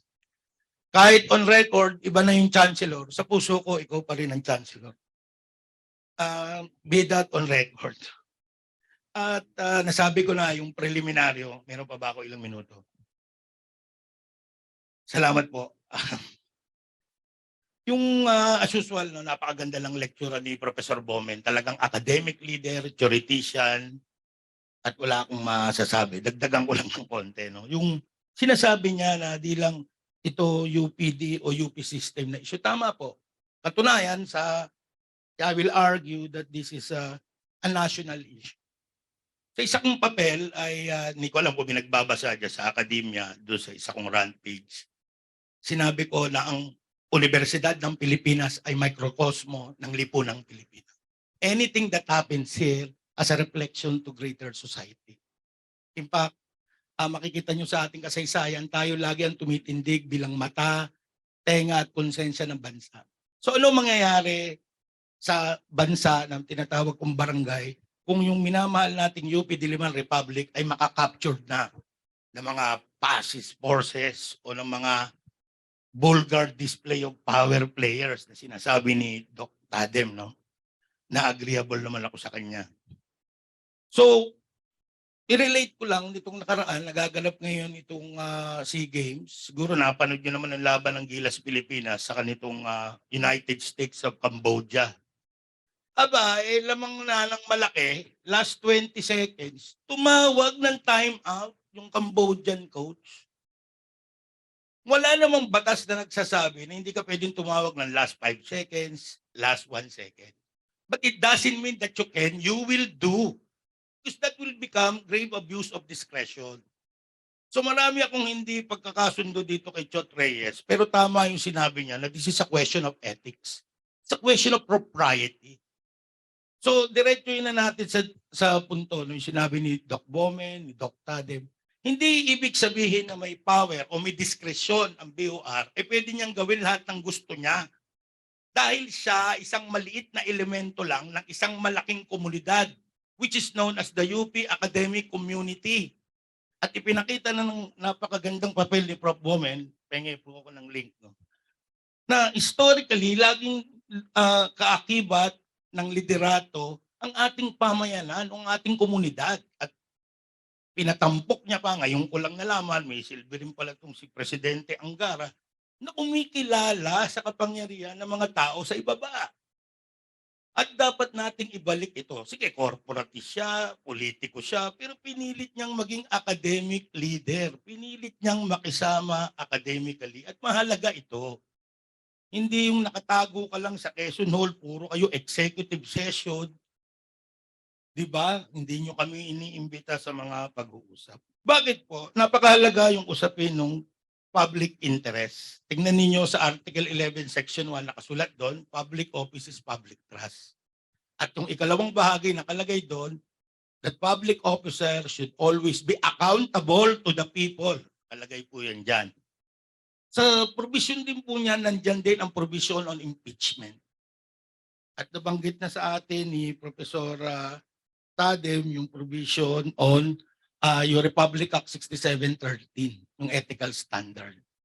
Then dagdag ko na rin yung Article 3, Section 7 na binanggit na rin po niya yung rights ng mga tao na makakuha ng mga impormasyon. Let me read the direct provision of the Constitution, the right of the people to information on matters of public concern based on the public interest rule shall be recognized. Access to official records. O ano reklamo ni Professor Tadem, 1 buwan na raw, hindi pa nilalabas. Labag na yan dito. This provision was bolstered by Executive Order number 2 nga ni Mang Kanor. No? So we can attack the BOR based on the 2 laws, the fundamental law and an executive order. Na kasi ang hinihingi lang naman natin, hindi baguhin yung boto. Ipaliwanag mo, ba't mo binoto si ganon? Paano yung manner ng pagboto? At saka bakit naman bumoto kayo si Mana Santa?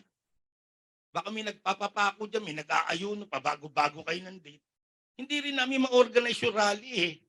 Pero natulugan pa rin. No? At gusto ko rin isingit dito na nanganganib daw yung mga sumalakay doon sa BOR na magiging katawa-tawa at laughing stock ang UP pag in-expel natin yan.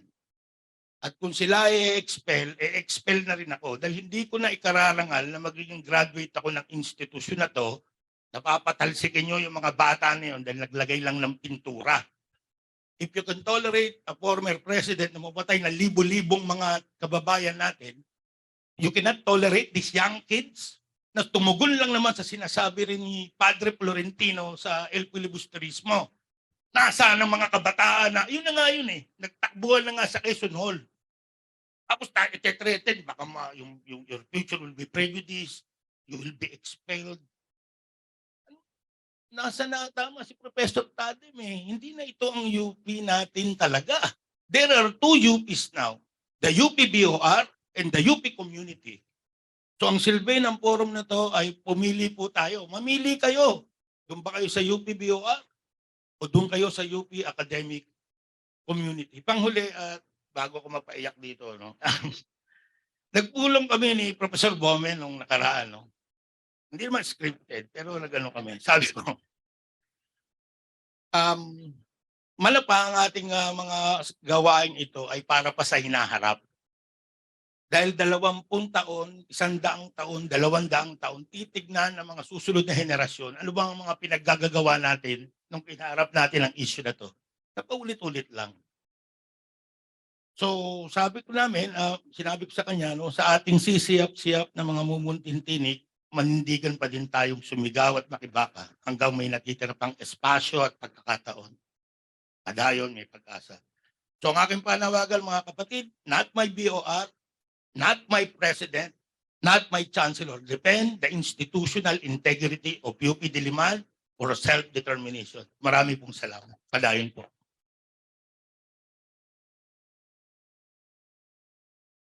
Sige po. Thank you. Ako naman po ang magre-react, no? So, maraming salamat po. Unang-una, maraming salamat po sa Office of the Dean ng Asian Center sa pagtugon o pag-aproba ng forum na ito. Ganun din sa College Executive Board, kina Dr. Rakisa, Dr. Santamaria at Doc Natividad, no? Maraming salamat din Doc Bowman and Sir Ed Tadem sa pagtugon po at pagpayag na maging tagapagsalita para sa forum na ito ngayong hapon. So, si Mario, ang kanyang nireact ay more on the status, no, of democratic governance. Ako naman, dalawa yung gusto kong ipresenta. Yung una ay gusto ko mag-take off dun sa isang isinulat na artikulo o sanaysay ni Alfredo Lagmay noong 1957 sa The Philippine Collegian. No? Ang pamagat ay The Attack on the State University. Okay? So, ito naman, ang context nito ay simbahang Katolika. Pero sa tingin ko, napapanahon pa rin kung ano yung sinulat ni Lagmay sa nangyayari ngayon. So, babasahin ko lang yung unang 3 paragraph. No? So, the University of the Philippines has been under attack. So have the Philippine public schools. The Roman Catholic Church, as a temporal organization, has brought its vast resources, all the skills of modern social engineering, to bear upon the basic pillar of our republican system. For this nation, the University of the Philippines is and will be testing ground for the survival or the failure of the constitutional principle of separation of church and state. it is not difficult to see why the university should occupy a position of strategic importance in the program of any vested group. Since its founding in 1908, the institution had supplied a greater bulk of the country's foremost men of affairs. Its alumni spread across the land as from a great reservoir of intellectual and spiritual leadership. This fact meant that no better leverage could be used to, to advantage in deliberate cultural change. Whoever sought to propagate a doctrine or promote or propagandize some cause must appropriate an instrument of education, which had already achieved a measure of full recognition and acceptance by the community they wanted to change. The University of the Philippines was thought, quite logically, to be such an instrument. Another fact, probably the more important one, that especially vested groups have tried to challenge in the university was the peculiar position of this institution in the history of liberalism in this country. The university and the public schools in general up to 1955 had remained relatively untouched by sectarian groups. It fulfilled the important function of diversifying the field of education by making difficult for any one particular school of educators to monopolize educational policy. So banking doon sa naunang pahayag, no, sa sanaysay ni Lagmay, makikita natin na this time hindi na galing sa labas yung pag-atake sa universidad. Ito ay nanggagaling na mismo sa loob. At dahil dito, nagkakaroon tayo ng tunggalian. At ito yung sinulat ko na maikli lamang na reaksyon tungkol dun sa mga naging pagtalakay ni Sir Bomen and Sir Ed. So, ang gampanin ng mga mag-aaral sa pagtugon sa hamon ng pamahalaang demokratiko sa UP. Ito yung title. Narito ang mga konsiderasyon sa aktibong pakikilahok ng mga graduadong mag-aaral. So, I'm talking about the graduate students. Siguruhin ang pagpapanatili ng academic freedom at malayang diskurso sa anumang uri ng prinsipyo at ideya, teorya man yan o praktika. Pagbangga sa mga naghahari-arian ng mga administrador na sumasangguni lamang sa lakas ng koneksyon, huwad na kapatiran, at kawalan ng pagsusulong ng inklusibo, makatao at progresibong estado ng Universidad ng Pilipinas bilang tagapagsulong ng mga nabanggit na prinsipyo at ideyang ito. Tungkulin nating mga mag-aaral na makilahok, tumutok at ikalat ang mga ideyang ito hindi lamang sa universidad, bagkus sa mga sektor, trabaho, kumpanya, at anumang mga komunidad na meron tayo sa labas ng Universidad ng Pilipinas upang sa gayon ay mapanatili natin ang mga democratic prinsipyo ng pamamahala sa UP man o sa labas o sa buong bansa. Ngayon, sa kasalukuyan, humaharap tayo sa pag-atake sa ating demokrasya, hindi lamang sa UP, because patuloy itong humihina. No? So sabi nga ng ibang mga political scientists, illiberal na yung ating demokrasya at hybrid na siya. Ngayon, ano ang role natin bilang universidad at bilang institusyon? Tatahimik na lang ba tayo? O tahasan na aktibo natin tong kokontrahin sa anumang uri at pamamaraan? Patuloy na iiral ang mga tunggalian para sa pagpapanatili ng pag-unlad ng demokrasya o democratic governance universidad. Hanggat hindi nakakamit ng komunidad ang mga akmang kasagutan at kadahilanan sa mga kaganapang ito. Hanggat talo ang mga mag-aaral at ang komunidad, patuloy na malulugmok at magiging instrumento ng iilan lamang ang pamantasang ito para sa mga interes ng iilan lamang. Kaya naman, ito ang tanong, kaunlaran, para kanino, para kailan, at para saan? Maraming salamat.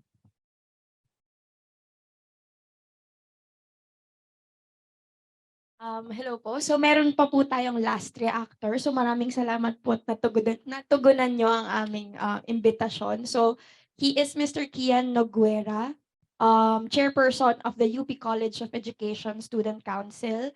He is currently a fourth-year student taking up Bachelor of Secondary Education major in Mathematics. He is also the convener of the Circle of Organization Representatives of EDUC. He is also the outgoing chairperson of Sikhay EDUC. It's a local political and leadership formation of UP Alianza in the UP College of Education, and he is also serving as the head and coordinator of the UP College of Education volunteer corps. Lastly, he's an active advocate of quality, accessible, relevant education, socio equality, mental health, safe spaces, voters, education, and good governance. Sir, welcome po. Maraming salamat po sa pag-imbita. Pasensya na po medyo na delay ang aking pagpunta dahil nanggaling rin ako sa isang event. Pero nandito tayo ngayon. Ako, nire-represent ko rin yung sektor ng mga estudyante para pag-usapan yung estado ng democratic governance sa loob ng ating universidad. At ano ba yung mga hinaing at ano ba yung mga demands o panawagan ng mga estudyante ngayon ukol dito. So siguro pag-usapan or sabihin ko muna ano nga ba yung democratic governance para sa aming mga estudyante. So una, kailangan konsultatibo, pangalawa progresibo, at pangatlo inklusibo. So pag-uusap or iisa-isahin ko to na ibabahagi kung ano ba para sa amin ang definisyon ng democratic governance. Una, sa konsultatibo, dapat pinapakinggan ng administrasyon sa loob ng universidad yung mga grievances, mga concerns, yung mga hinaing ng mga estudyante at hindi lamang yung mga estudyante, pati na rin yung mga iba't ibang sektor sa loob ng universidad. Katulad ng ating mga maninindas, mga jeepney drivers, marami silang mga constituents na hindi napapansin sa mga nakaraang taon o dekada. Kasi kesyo hindi sila estudyante, parang binabaliwala na lamang yung kanilang mga panawagan. Pero nare-realize natin bilang estudyante, kabahagi at malaking bahagi rin sila ng ating community sa loob ng universidad. Pangalawa, progresibo. So in line with this, na dapat napapakinggan, na re-represent rin yung grievances and concerns ng students, dapat rin yung mga iba pang mga sektor natin, yung mga manggagawa, yung staff, faculty at iba pa. And dapat sa ilalim ng pagiging progresibo dapat ng administrasyon, dapat una makamasa yung mga policies. Dapat walang natatapakan ng mga karapatan yung mga policies ng administrasyon. Mamaya babanggitin ko kung ano ba yung estado para sa amin ito. Pangalawa, dapat pro-student yung policies, academic man, financial, etc. Dapat yung policies ay nakatuon talaga dun sa mga pangangailangan ng mga estudyante at dapat tinutugunan talaga niya kung ano nga ba yung mga needs ng mga estudyante natin ngayon. Kasi ngayon na nasa gitna pa tayo ng pandemya, ang daming-daming iba't iba yung atake, napakaraming kailangan ng ating mga estudyante na dapat hindi kaming mga student councils actually yung dapat nauuna, dapat yung administrasyon muna yung tutugon dito kasi yun yung trabaho nila. Pero ngayon, nakikita natin na hindi ganun yung kaso. Panghuli yung inklusibo. Dapat nararamdaman natin mga iba't ibang sektor, yung mga manggagawa, mga guro, mga estudyante, at iba pa sa loob ng universidad, nakabahagi tayo doon sa plano ng universidad na hindi dapat sila lang yung nagdedesisyon, gumagawa ng plano para sa kanila, pero dapat nararamdaman natin na kasama tayo dito kasi tayo yung constituents nila. Dapat tayong pinapakinggan. Pero ang nakikita natin, from top to bottom yung kanilang pamumuno. 'Di ba? Pero dapat kabaliktaran. So, ano ba yung current na estado regarding ng democratic governance in the perspective of students?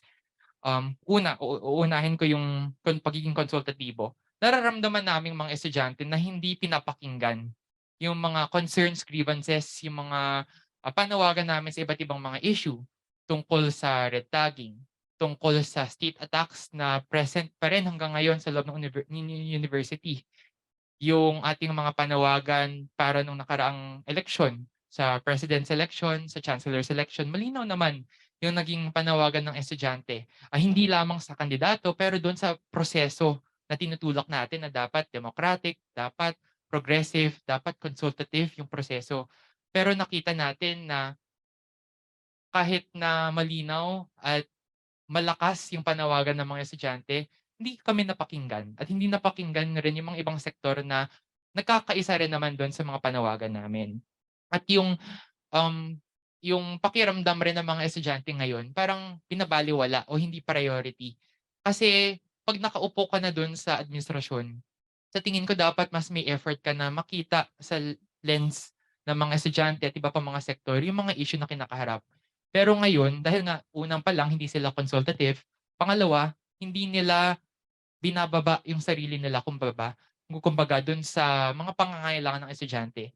Kasi yung perspective nila ay from an administrative perspective, hindi sa perspective ng mga estudyante, ng mga sektor na naaapektuhan ng mga desisyon nila. Kaya ganun yung nagiging resulta ng hindi lamang nung selection process, pero ng napakaraming decision-making processes ng admin na problematic. Pangalawa, ano yung estado ng pagiging progresibo? Ngayon, hindi makamasa, hindi pro-student yung policies. Siguro yung pinakatalamak na issue ngayon ay yung pagtanggal ng academic ease policies para sa mga estudyante.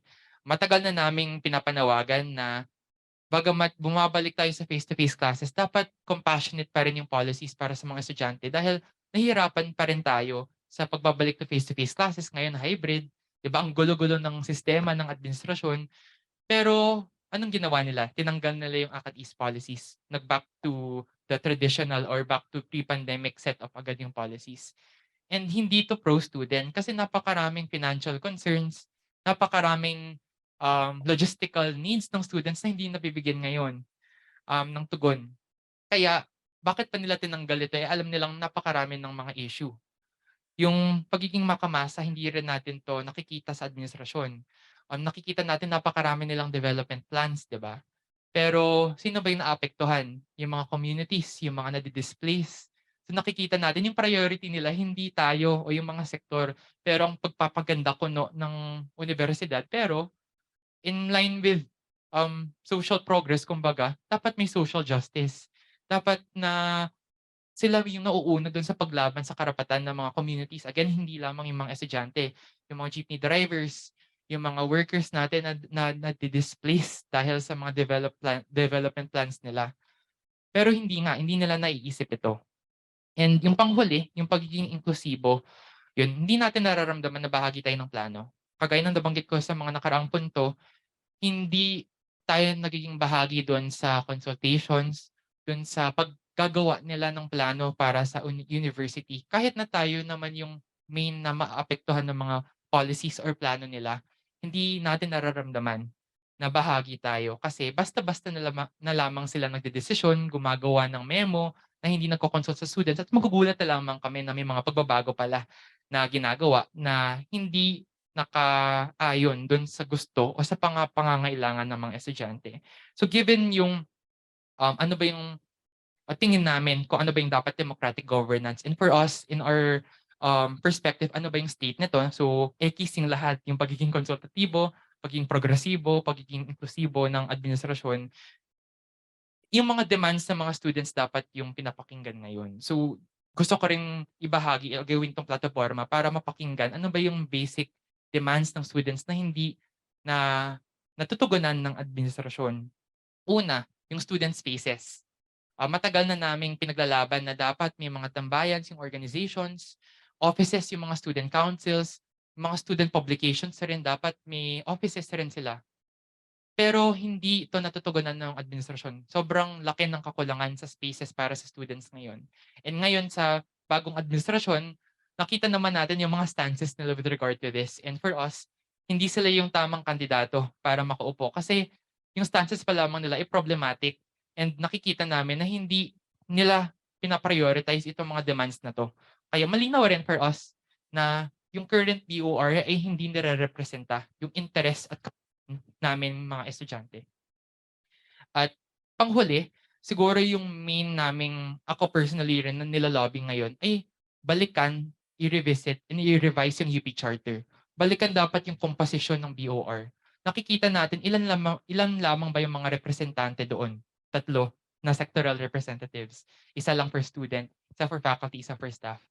Hindi ito sapat para ma-raise and ma-genuinely matugunan yung mga concerns sa mga students. So yun rin yung pinaglalaban namin ngayon, or linalobby namin ngayon, na dapat maayos rin yung composition ng BOR. Dapat systemic yung pagbabago na pinupush natin para ma-address yung kakulangan at hindi pagiging consultative, progressive, and inclusive ng ating administrasyon. So yun lamang po yung reaction at gusto kong ibahagi mula sa sektor ng mga estudyante. Maraming salamat po. Ayan, maraming salamat po sa ating mga reactor. So, maganda po na nakuha natin yung opinion nila, hindi lang ng faculty but pati po ng mga students na bumubuo ng UP community, no? So from the talks, malinaw naman po na they can hear us, 'di ba? Naririnig nila yung kalampag ng community but they just choose to ignore it. And with that po, we will open the open forum, Selena. Although, before we start, some reminders lang po for the smooth conduct of the open forum. So all speakers should use the microphone and speak clearly and loud enough to be heard to be heard. So those participating via Zoom may send in their comments or questions via chat box. So we will be reading na lang these questions po coming from Zoom. For on-site audiences, participants, you should identify yourselves po. Pakilala lang po kayo kahit saglit. And kung para kanino po yung question na itatanong nyo. And then for comments and questions, it should be brief, concise, and relevant po para to save time na rin po. So anyone po who would like to start the open forum, any questions? Let's start po sa on-site muna. May mga katanungan po ba kayo? Comments to our speakers? Ayan. Meron po atang Sige, naka-raise sa na. online muna. From Mr. Jose Abada.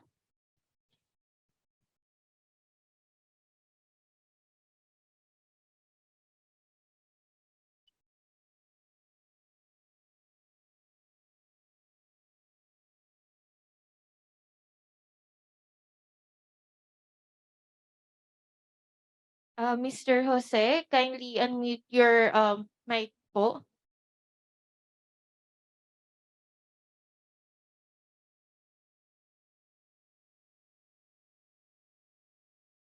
For the meantime po siguro ako po may question para ma-break lang yung ano. So from Sir Bowman po, no, given that this issue is not new, alam naman po natin na yung nangyayari ngayon 2023, nangyari ng 2019, nangyari noong 2005. So kagaling po kay Sir Bowman na maraming gustong mangyari pero hindi nangyari. So now, how is this fight different from any other fights that we've had before? And parang how positive should we be with this fight that we have right now, Sir Bob?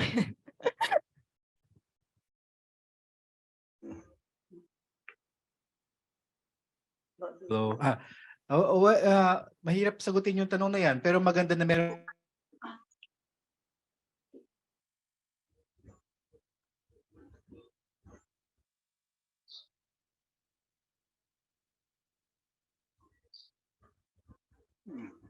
Wala.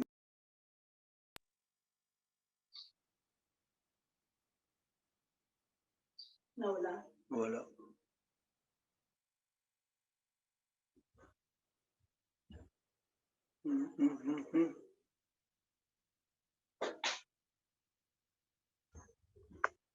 Baka binara ka, baka Demokratiko sa ating pamantasan. Marami tayong struggles nitong nakaraan, no? Pero yung isa kong nakikita ay yung sa isang banda ay lumalakas yung tendensiya nitong nakaraang mga dekada na gawing parang itrato na parang korporasyon ang UP. Kung gayon ay ito nanggaling mismo ito sa Professor Emeritus Ned Echanis, no, na galing sa Business Administration, na ang pagtrato yata ng administration ngayon sa UP ay parang isang korporasyon. At alam natin sa korporasyon walang demokrasya. Ibababa lamang ng mga nasa itaas yung mga desisyon nila na yan.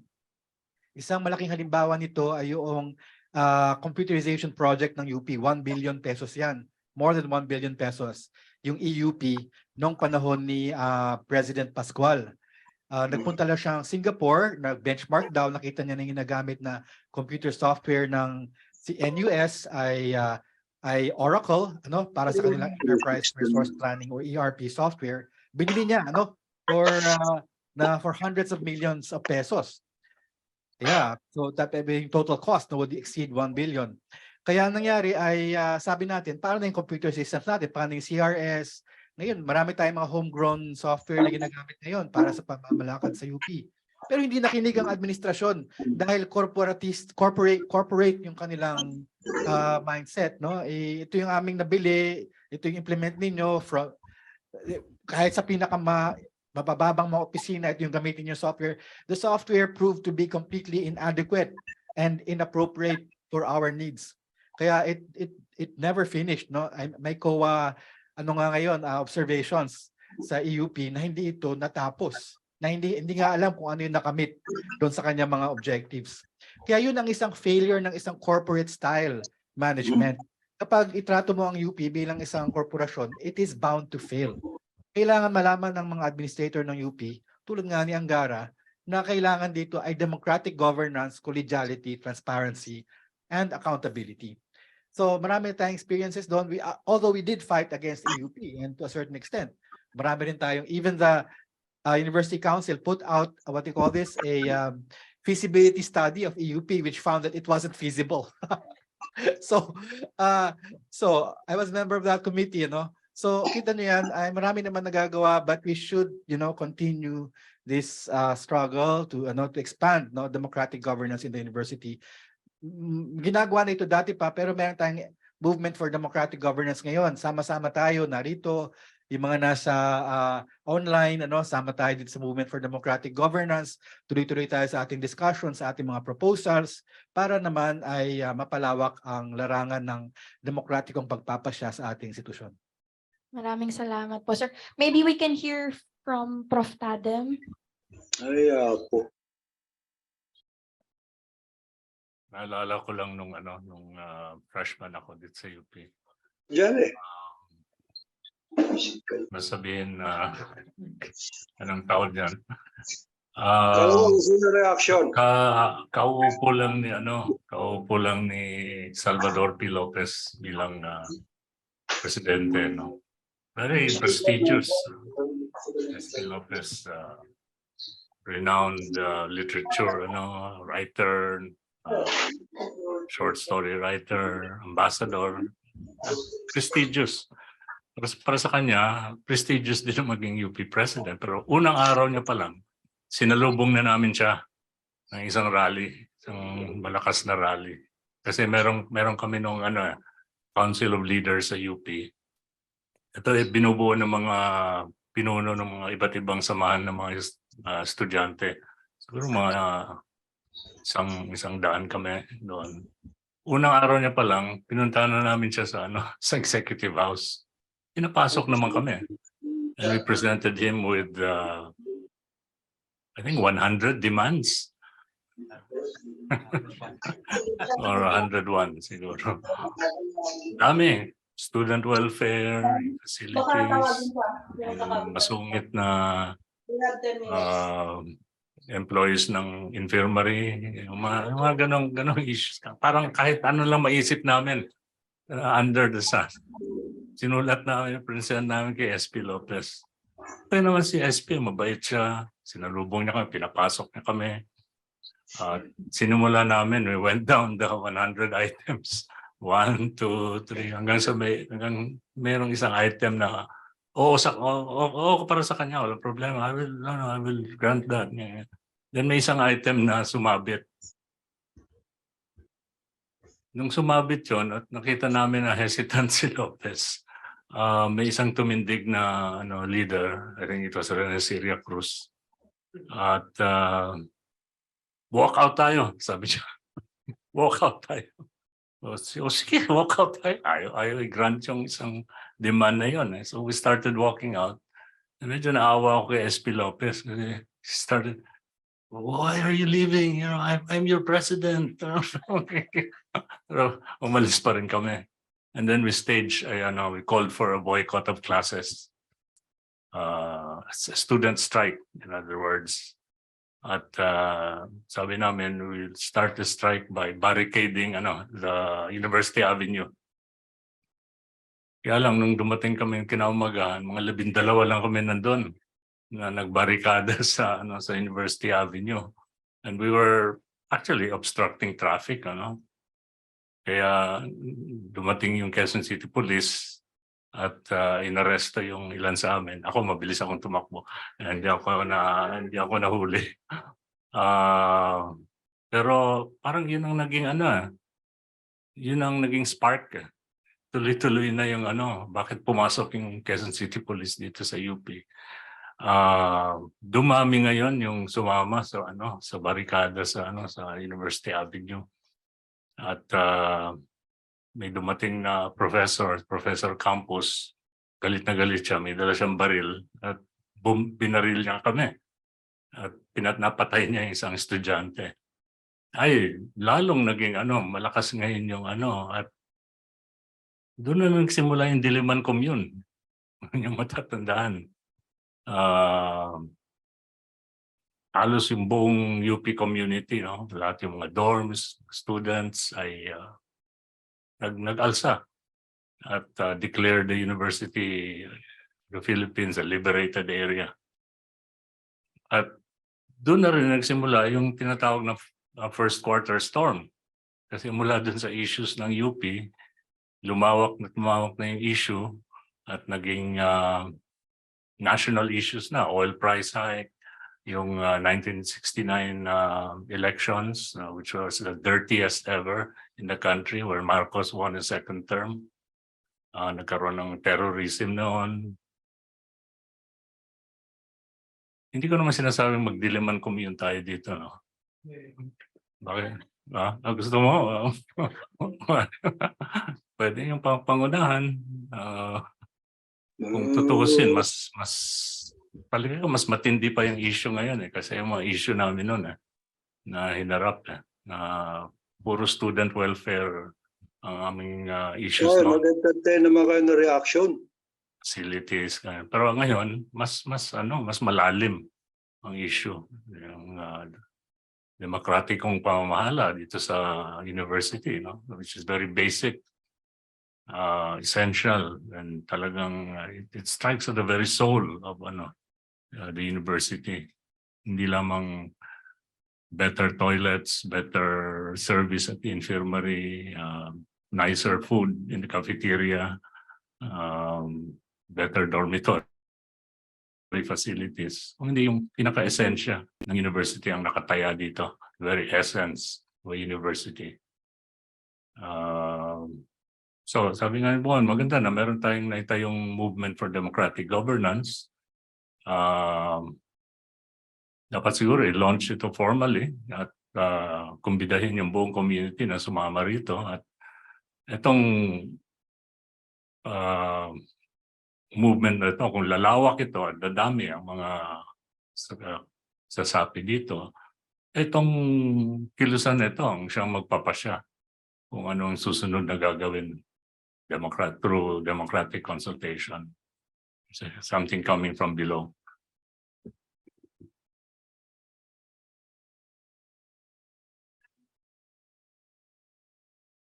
Hello. Ayan, maraming salamat po, Prof. Tadim. So magiging from below nga po, grassroots siya. Pwede po ba nating tawagin ulit si Sir Jose na naka-raise yung hand po sa Zoom? Pwede po ba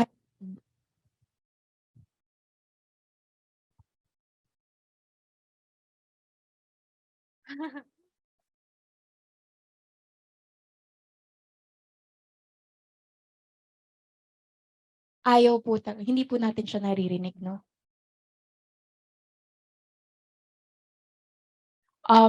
Sir, baka po pwedeng i-type nyo na lang po sa ating chat box yung inyong katanungan. Pero meron po tayong isang question dito sa Zoom from Sir Adrian Benedict Perez, Manalansay. Ang question niya po, can we adopt a parliamentary system in the democratic governance of the university? Sino pong gustong sumagot? Na siya. Kahit na nandiyan ka na. Wala na. Kasi Hello? tumawag na siya. May batas na nga kasi yung 9500. Diba? Kasi merong Pero sa akin hindi naman issue kung parliamentary, unitary, or what.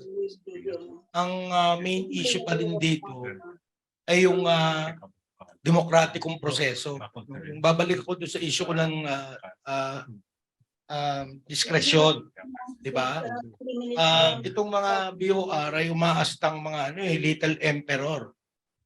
Yung mga ayun na nga, di ba?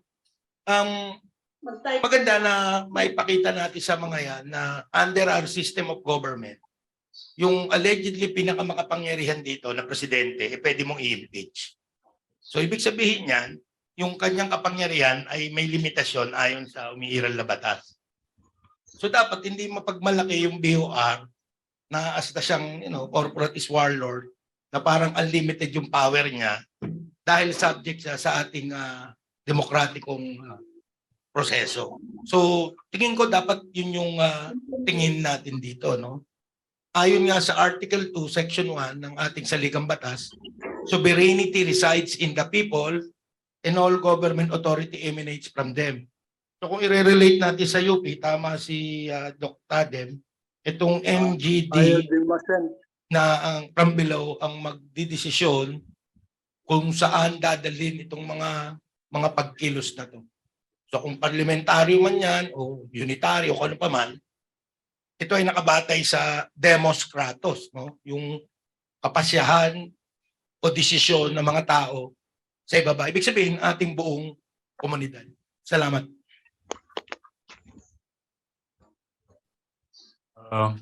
Subukan kong sagutin yung tanong na yan.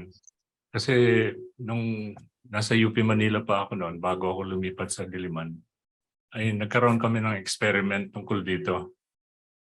Kasi ang nangyari noon, kaupo lang ni Pepe Abueva bilang Pangulo ng UP at may malaking controversy noon sa UP Manila tungkol sa UP College of Medicine na kung saan 5 estudyante na hindi pumasa sa entrance exam sa College of Medicine ay pinapasok ng Board of Regents.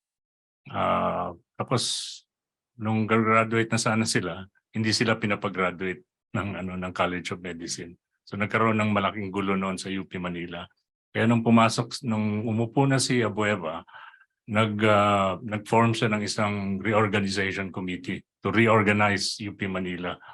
Yung buong UP Manila, governance, yung mga administrative offices, etc. etc. Kasama ako doon sa reorganization committee. Isa sa mga proposals namin to democratize UP Manila was to set up a university assembly. At ang university assembly na ito ay magiging highest policy making body of UP Manila. At ang policies na ito will be implemented by the chancellor. At ang composition nito ay prorated. Certain percent will be faculty, a certain percent will be students, and another, I think mas malaki yung percentage ng faculty. Kung hindi ako nagkakamali, mga 40% yata. Tapos 30% ang students, and then 20% ang staff and other 100% na ba yan? Anyway, basta mas malaki, prorated, faculty, students, and non-academic personnel. This proposal was proposed by a member of the reorganization committee, si Ernie Domingo, who later on became the chancellor under the new setup. And this proposal was approved by the Board of Regents. In-approve ng Board of Regents yan. Kaya nung na-implement na yung reorganization ng UP Manila, nagkaroon na ng University Assembly. At the president of the assembly was Minda Luz Casada, who was a professor at the College of Nursing. At nagkaroon ng election. Kasi by election lahat ito, yung representation. At nabuo yung 100-member University Assembly. At nagsimulang nagpulong, nagtalaga ng mga polisiya, etc. etc. Ang problema, at some point, I think mga 1 year pa lang ng University Assembly, nagkaroon na ng conflict between the University Assembly and the Chancellor. Which is ironic kasi the Chancellor was the one who proposed the setting up of the University Assembly when he was a member of the reorganization committee. So ang nangyari noon, binabaliwala na lang yung kung ano ng mga decisions ng University Assembly hanggang sa naging mutan academic na lang.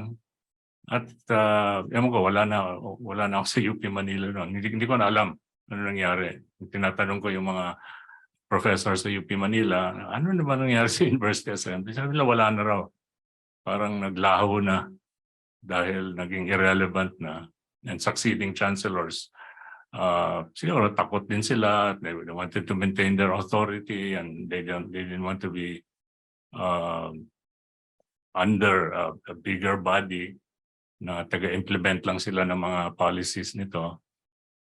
So I think that was a good experiment. Hindi lang nabigyan ng karampatang attention ng university officials. So importante din talaga na magkaroon ka ng university officials, chancellor, dean, president na nakakaintindi at siniseryoso itong prinsipyo ng democratic governance. And dapat may sanctions, di ba? Wala kasi tayong sanctions. If the BOR violates principles of democratic governance, walang sanction. They can go ahead and do what they please. At hindi sila accountable. So we're virtually under an authoritarian on an authoritarian board of regents who doesn't care and make decisions on their own without considering what is good for the community. And this has been going on for quite some time now. And siguro nararapat lang, no? Ewan ko, sabi ni Kian, kailangan ng charter change para yung composition ng Board of Regents will be drastically revised. Kasi hindi talaga representative ng UP community ngayon ang Board of Regents. Tatlo lang yung nagre-represent ng community. Hindi ko masabi na yung alumni regents is a representative of the UP community because the alumni association is controlled by one fraternity. Sila lang, one or two fraternities. Sila lang parati ang namumuno sa alumni kasi the president of the alumni association is the alumni regent. At the present one as well as previous ones belong to one fraternity. At buboto yun sa kanyang fraternity, not on behalf of the UP alumni. Thank you po, Mario and Dr. Tadem. So in relation to that, mayroong isang comment from Zoom. Baka sa IRR ng UP Charter, maayos yung appointment ng presidential appointees. There are now 3 and there is no process specified. Kung may charter change, study the board structure. So any comments po from the reactors and our speaker?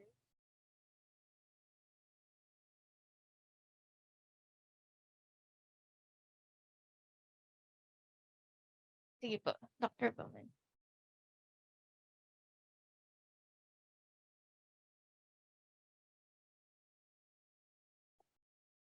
Okay. Hello, yeah. Okay, sorry. Yeah. Okay, so siguro bago tayo tumuloy, ano ba yung composition ng Board of Regents?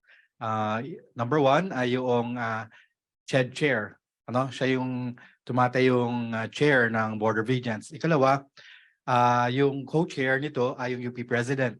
So dalawa na, Tapos meron tayong from the Senate Committee on Education, that's another one, Tapos meron tayo from the Congress Committee on Education.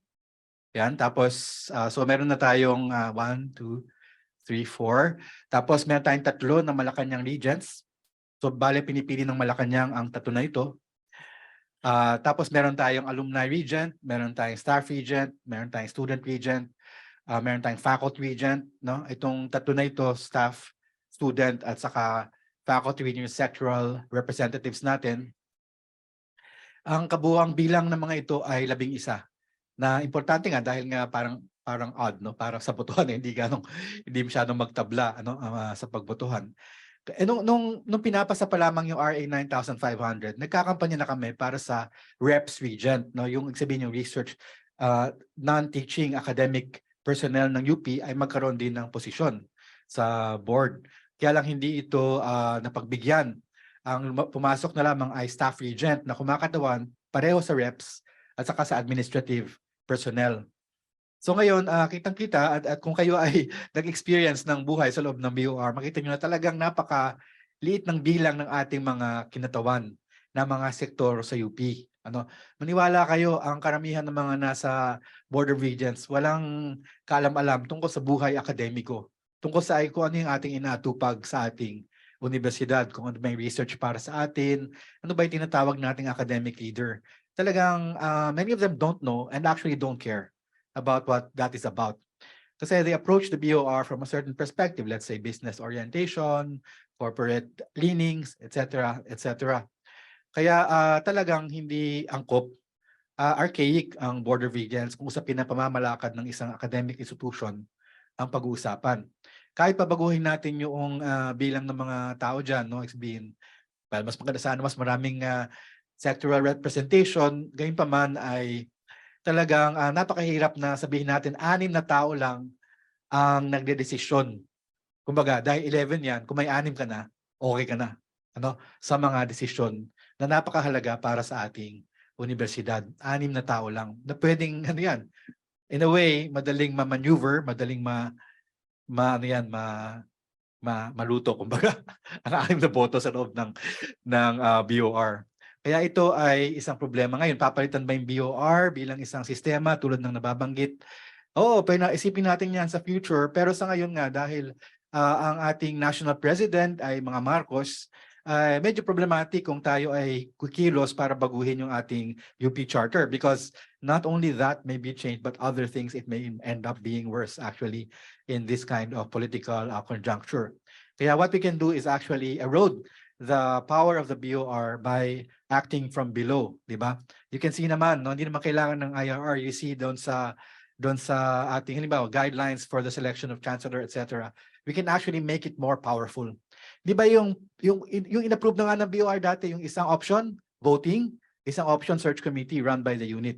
Ngayon, if you are to a certain extent still comfortable with the BOR or president making decisions, edi pipiliin ng unit ay, lika magbuo tayong search committee and let's bring up 3 names. Pero if the community doesn't feel comfortable anymore with the BOR, it will always go through the process of voting to bring up only a single name up to the BOR. Diba? That proposal was already approved by the BOR in the 1970s and in the early 2000s. Na may option na ganyan ang ating eleksyon. And depending on the climate, when the BOR is so corporate, no, top-down hierarchical, then we'll choose, of course, let's vote among our ranks, and let's just bring up one name. Pero if we trust the BOR in a way, the president in a way, pwede tayo mag-search committee and we can bring up various names and they can choose. No? So already may precedence ito and we can actually have such options in the future. Ang kailangan lang, mag-push tayo na maibalik ang ganyang options. Di katulad ngayon na the BOR is arrogating upon itself such great power, which it thinks that it is its privilege to exercise, with no opposition, and no question from the community. Yun ang problema natin ngayon. So may mga paraan naman, not necessarily IRR or other forms. Yung more democratic like Senate, etc., we could actually plan that for the future. Dahil BOR is really not adequate anymore for the purposes of our academic institution. Thank you po, Dr. Bowman. So, related pa rin sa BOR, we received a question. So, anyone can answer. How would you respond to the perspective that the BOR is just too powerful and going against them is futile?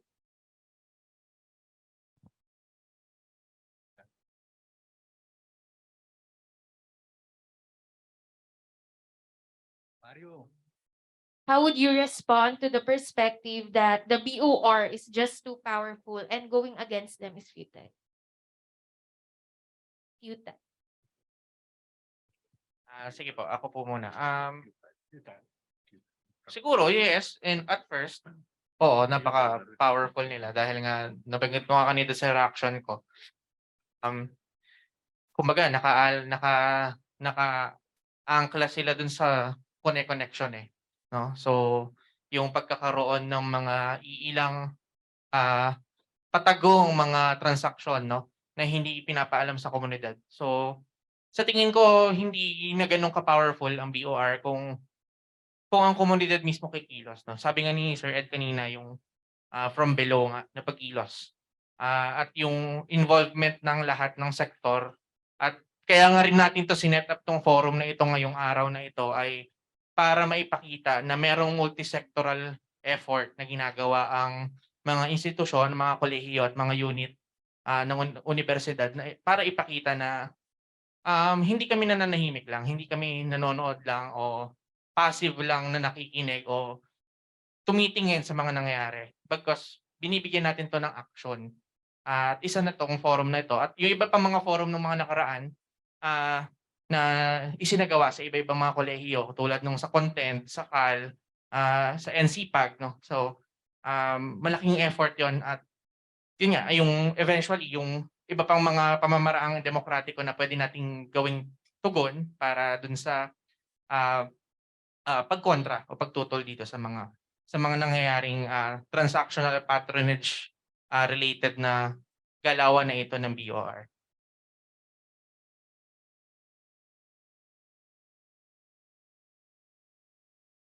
And siguro yung reaction ko dun ay hindi sorry. Sa tingin ko naman hindi dapat sa kanila yung kapangyarihan. Totoo naman yung mindset na marami nga silang connections, nasa kanila lahat ng kumbaga machinery, resources. Pero in terms of numbers, tayong mas marami. Mas marami tayo, mas malakas dapat yung boses natin kasi tayo dapat yung kumbaga namumuno rin eh. Hindi lang dapat sila yung may kapangyarihan para mag-decide or gumawa ng mga desisyon sa mga bagay-bagay. Kasi tayo yung constituents. Sa lahat naman yun, kahit sa national government, kahit nasa kanila kuno yung kapangyarihan, hindi naman mangyayari yung, 'di ba? Hindi mangyayari yung EDSA revolution kung ganun yung mindset natin na yung nakaupo lang yung may kapangyarihan. So kagaya na nabanggit kanina, meron tayong platform at kumbaga opportunity para kumilos, mag-organize, mag-mobilize para lumaban doon sa mga problematic na ginagawa ng BOR at lumaban para sa tunay at progresibong pagbabago na gusto natin. So kung kumilos tayo, hindi natin mahahayaan na yung kapangyarihan lang ay nakasentro lang sa kanila. Kasi dapat ito ay nasa atin bilang mga constituents, bilang mga estudyante, mga guro, mga faculty, mga staff, etc. So sa tingin ko yun yung dapat gawin para ma-break natin yung mga nangyayari ngayon sa kanila yung kapangyarihan. Thank you, Sir Kian. So I think Miss Mary Grace would like to answer po via Zoom, one of our reactors. Yes. Okay. Hi, good afternoon. Doon naman sa katanungan na ito, okay, so for one, nasabi na nga na importante yung power of mobilization and also the power of organizations. Importante na mag-organize and to have very directed and concerted efforts nga to register nga yung protest. So importante yung mga forum na ito dahil makikita dito yung consciousness raising activities natin na it's not really futile, that there are some processes and then pwedeng mas mahamig tayo ng iba pang makakasama natin sa laban. And then another thing regarding the BOR, dito makita yung importansya nga ng sectoral representation. So yung tatlong sectoral regions natin ay yung staff region, student region, and then yung faculty region natin. So what we can do is to also participate in the selection processes of these sectoral regions para pumili tayo ng tunay na magre-represent sa atin so that we can get access to the informations and to the goings on of the BOR, and sila mismo ay pwedeng ma-divulge nga yung mga irregularities nga na nangyayari dito. And also, we could also demand accountability not only dun sa BOR but also dun sa sectoral regions na to kasi tayo ang nag-elect sa kanila, so ang pananagutan nila ay dito sa mga constituents ng university. Oh, Miss Mary Grace. Meron pong one question directly for Sir Bomen. Yung graph ng number of executive sessions, mahirap po kaya itong mai-update in time for Monday's UC? Thank you po. Binigyan ka po ng trabaho. Susubukan. Susubukan daw po, ayan. Kanino ba ito galing? Kay Louis John Vallejo. Ayan, susubukan daw po. And then we have one question din po. Anybody can answer. What is your suggestion on consolidating the different individual or college initiatives for a more concerted effort?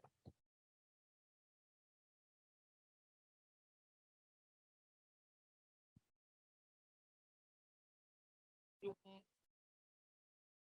pag tiningnan mo yung tanong kanina doon sa futility, isipin mo baka nga totoo. Pero everything in life is futile naman eh. Everything in life is struggle. Anong ebidensya mo pag uwi mo at natulog ka mamaya ay magigising ka pa bukas?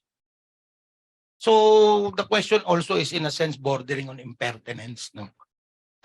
Without knowing the loss of life. No offense doon sa nagtanong, pero alam ko ang intention niya talaga ay manghamon. At tinutugon ng forum na ito ang hamon na yon.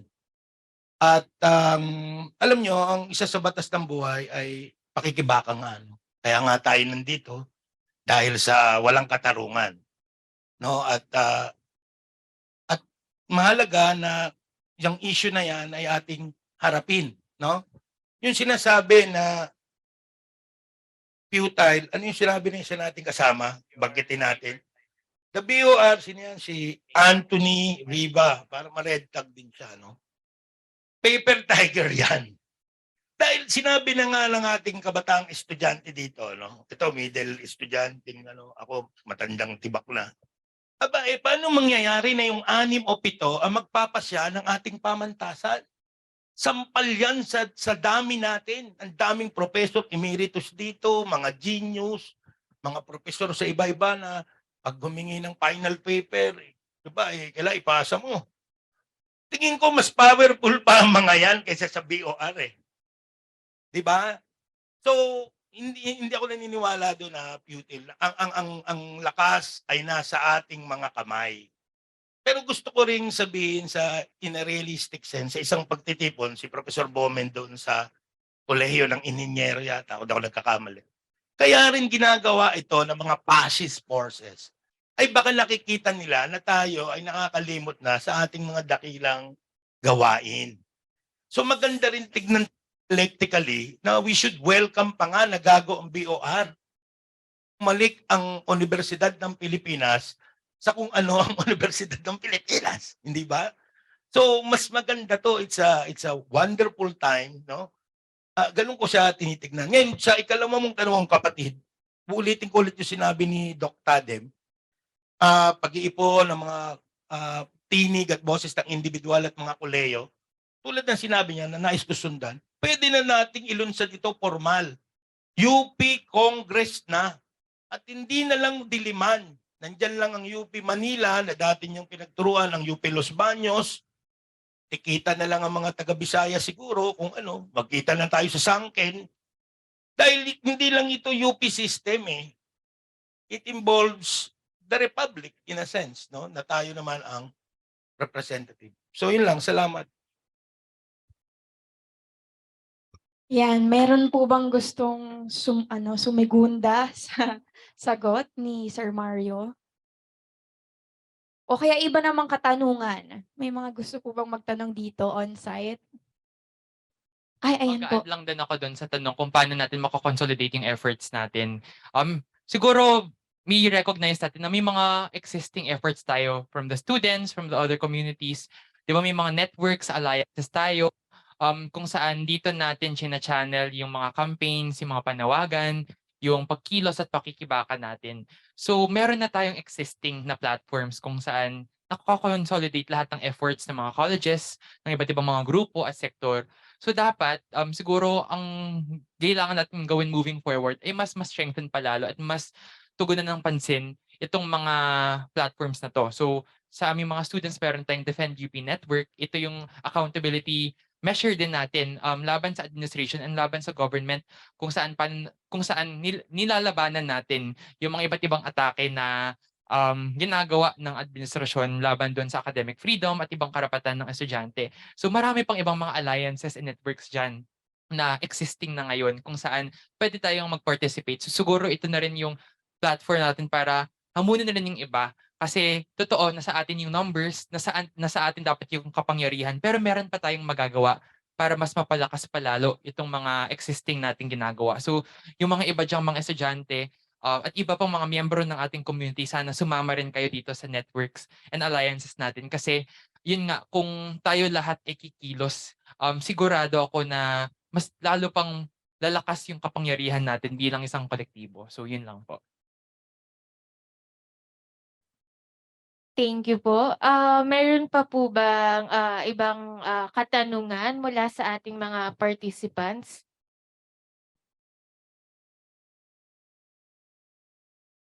Siguro basahin lang natin yung isang comment sa Zoom.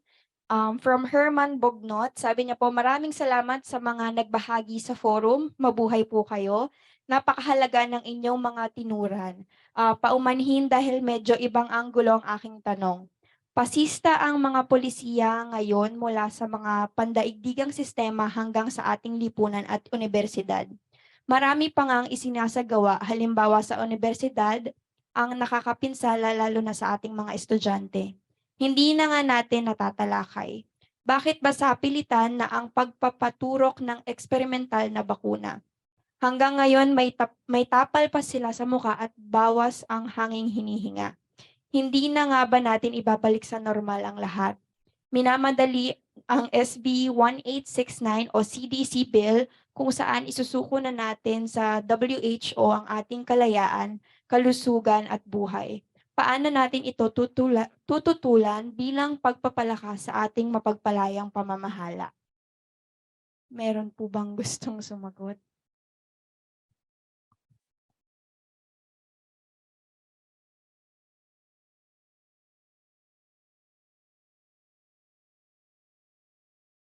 Okay. Okay, so medyo pag-iisipan po natin ang katanungang iyan. According naman po kay Adrian Benedict Perez, nakadepende ang proseso at kultura sa sistema. Kailangan mabago ang sistema para mabigyang daan ang pagbabago sa proseso at kultura. Kung magkakaroon man ng pambansang batas na Magna Carta for Academic Freedom, dapat kasama rito ang democratic governance. Ayan. Meron pa po. Kasi sa panukalang batas na yon, yung pagkikunwarantin, no? Parang kang nire-red tag ng gobyerno eh. Yun yung ano, tinututulan ni Professor Bognot, no? Mula sa Departamento ng European Studies, no? Medyo controversial lang yung sa isa niyang issue, yung mga pagtuturok. Pero yung sa issue nun sa quarantine, tingin ko kung ayaw ng UP Diliman na sila ay kontrolin ng UPBOR, mukhang sa issue na yon hindi rin tama na yung gobyerno ay i-quarantine yung mga tao na ayaw magpaturo. Siguro yun lang yung ako nagpaturok ako. Yung iba kung ayaw nila, siguro wala rin tayong right na pilitin.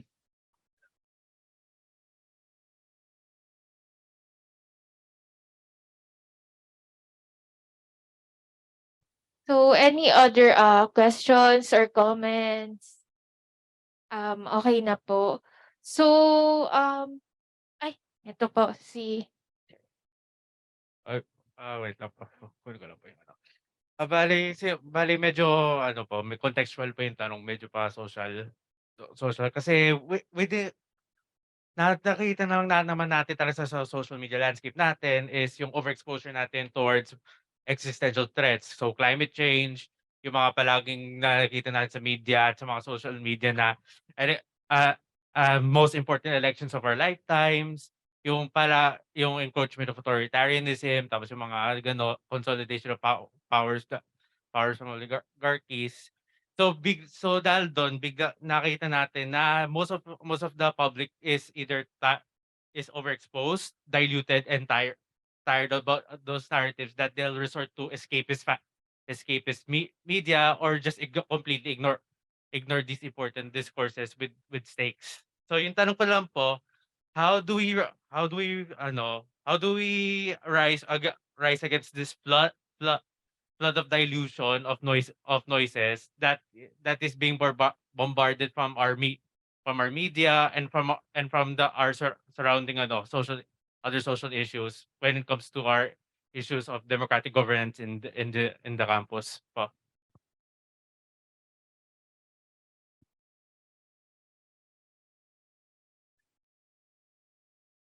Sige po, from our reactors.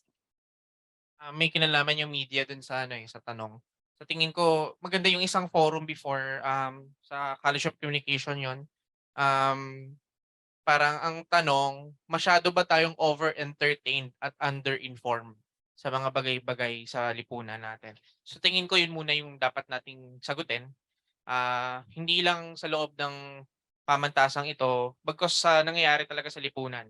May kita naman natin ngayon masyado nang distracted yung mga tao. At yun nga, yung base nga din sa tanong niya na hindi natutugunan o hindi napapag-usapan, walang genuine discussion na nangyayari pagdating na sa mga seryosong usapin, kagaya nga ng climate change, kagaya nga ng mga nangyayari sa pag-atake sa ating institusyon, sa mga prosesong pampolitika at pangdemokrasya na dapat pinahahalagahan natin. Ang nangyayari kasi ay masyadong nadidistract, no? Yung karamihan. And at the same time, sa tingin ko meron din kinalaman dito yung suliranin ng disempowerment, depoliticization, hindi masyadong politicize yung mga tao regarding sa mga usaping ito at yun nga, nagdudulot yun ng disempowerment. Hindi empowered ang tao, kaya hindi nila natututukan ng malawakan o masinsinan itong mga usaping ito. And titignan din natin, no, ang focus ba ng ordinaryong mamamayan na kumikita o kumakayod araw-araw ay pag-usapan pa yung mga usaping panlipunan kung ang kanyang sikmura ay kumakalam. So dapat tingnan din natin yon. Siyempre yung mga kalagayan at pangangailangan panlipunan, pang-ekonomiya at pang-suporta sa bawat pamilya, individual, nang sa gayon magkaroon sila ng contribution pang-kolektibo para sa ikauunlad at ikatatatag ng democratic governance at iba pang mga issue na sumasalamin o kinakaharap ng lipunan natin. Ayan. Maraming salamat po sa inyong mga kasagutan at mga katanungan. So, naging rich po ang ating discussion, no? But we would also like to call for a last comment and to formally close the open forum. Our Professor Emeritus, Lito Manalili. Sir?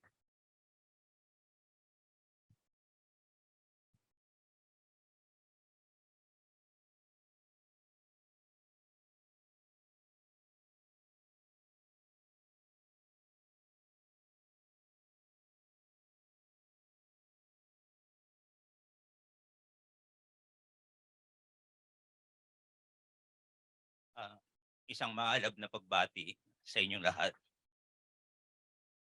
Nagpunta ako rito para makinig.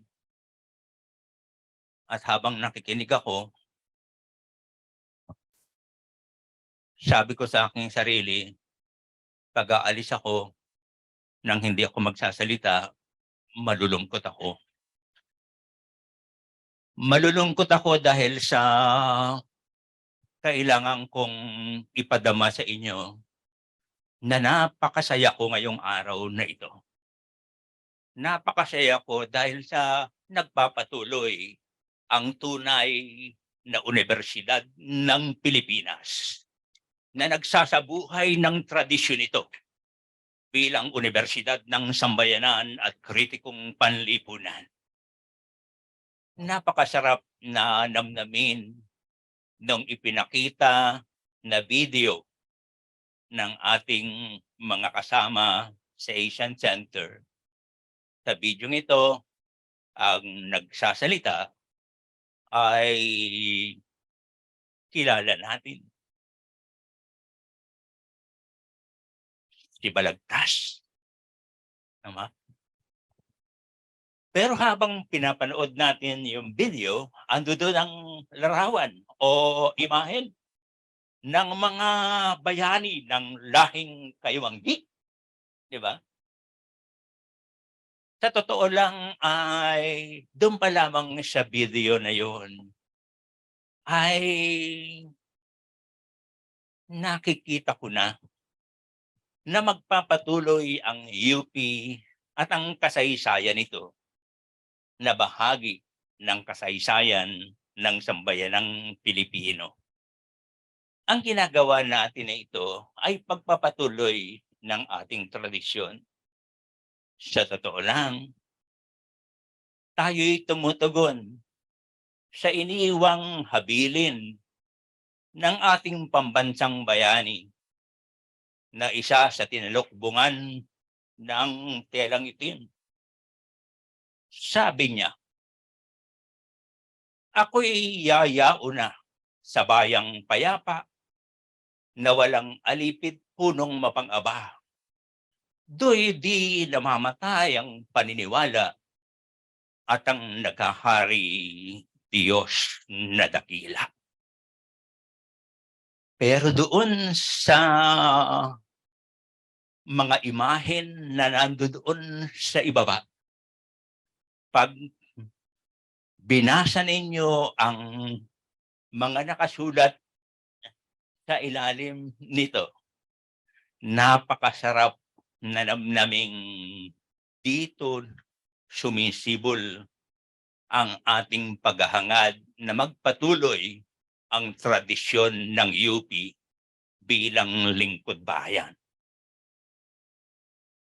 Muli kay sarap na namnamin ng sinabi ni Gat Jose Rizal, mamamantay akong di nasisilayan ang pagsilay ng umaga sa silangan. Kayo na makakatunghay nito, huwag niyong kalilimutan ang mga nabulid sa dilim ng gabi. Ang pakikibakay di dapat magmaliw. Kailangan nating ipagpatuloy ang ating tradisyon bilang Universidad ng Sambayanan sa pamamagitan ng tuloy-tuloy na pakikipamuhay at pakikipag-aralan sa masa, pagtulong sa kanilang pag-oorganisa at pakikibahagi sa kanilang mga pakikibaka at pagkilos para pagandahin ang bukas nila. Dahil dito natin naiwawagayway, dito natin naipapadama ang ating pagkilala at pagpapahalaga sa mga nabulid sa dilim ng gabi na nagbigay buhay sa UP. Naniniwala akong iisa lamang ang UP. Ang UP na alam ko na nang mapunta ko rito'y nagsabi ako sa aking sariling mananatili ako dito habang buhay.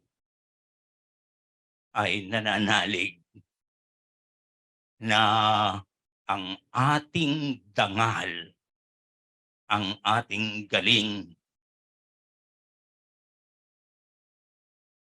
ay sumisibol sa ating tapat at wagas na paglilingkod sa bayan. Masaya tayo na ibinabagayway ang sinasabi nating palagi kung bakit may UP. Honor and excellence in the service of the people. Hindi natin kailangang dapat na makaligtaan na sa tuwi-tuwi na palagi nating tinatanong sa kaibuturan ng ating mga puso, bakit may UP? At ang sagot ay dahil kailangan pa rin nating isulong ang pagbabago at pag-unlad na mula sa tao para sa tao. Pag-unlad na dadarama ng lahat. Pag-unlad na walang naiiwan at napagkakaitan. Pag-unlad na magbibigay kaganapan sa kalooban ng di natin matatawarang pagmamalasakit at pakikibaka para sa ganap na tagumpay na pamana sa atin at tuloy-tuloy na hamon sa atin ng mga nauna sa atin. Naniniwala akong sa Lunes, ayan, may mangyayari. Dahil alam kong ngayon, kasama natin kahit ang mga wala dito sa patuloy na paghahangad nating mapanatili ang UP at ipagpatuloy ang punot dulo kung bakit may UP. Maraming salamat.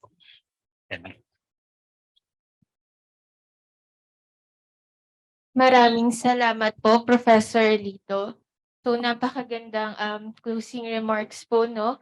So, to officially close this forum, and on behalf of everyone who made this forum a success, nais po naming pasalamatan ng ating mga speakers and ng ating mga reactors para po sa meaningful na discussion ng democratic governance within UP and outside UP.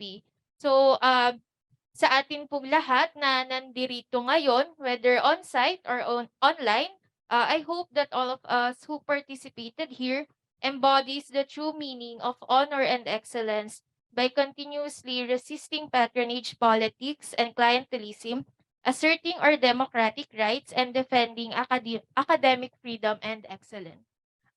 We hope that more than the new learnings, we have ignited a fire in your hearts. And this, maybe sana we were able to mobilize a community that will uphold the tradition of UP, which is its honor and excellence. And right now po, no, Monday is to look forward to. So, balitaan natin kung anong mangyayari sa Lunes. Aside daw po from the mid-year bonus, naway ipagpatuloy natin ang paglilingkod sa bayan para sa Pilipino at padayon po tayo. Maraming salamat po. Tumayo po tayong lahat para po kantahin ang UP naming mahal.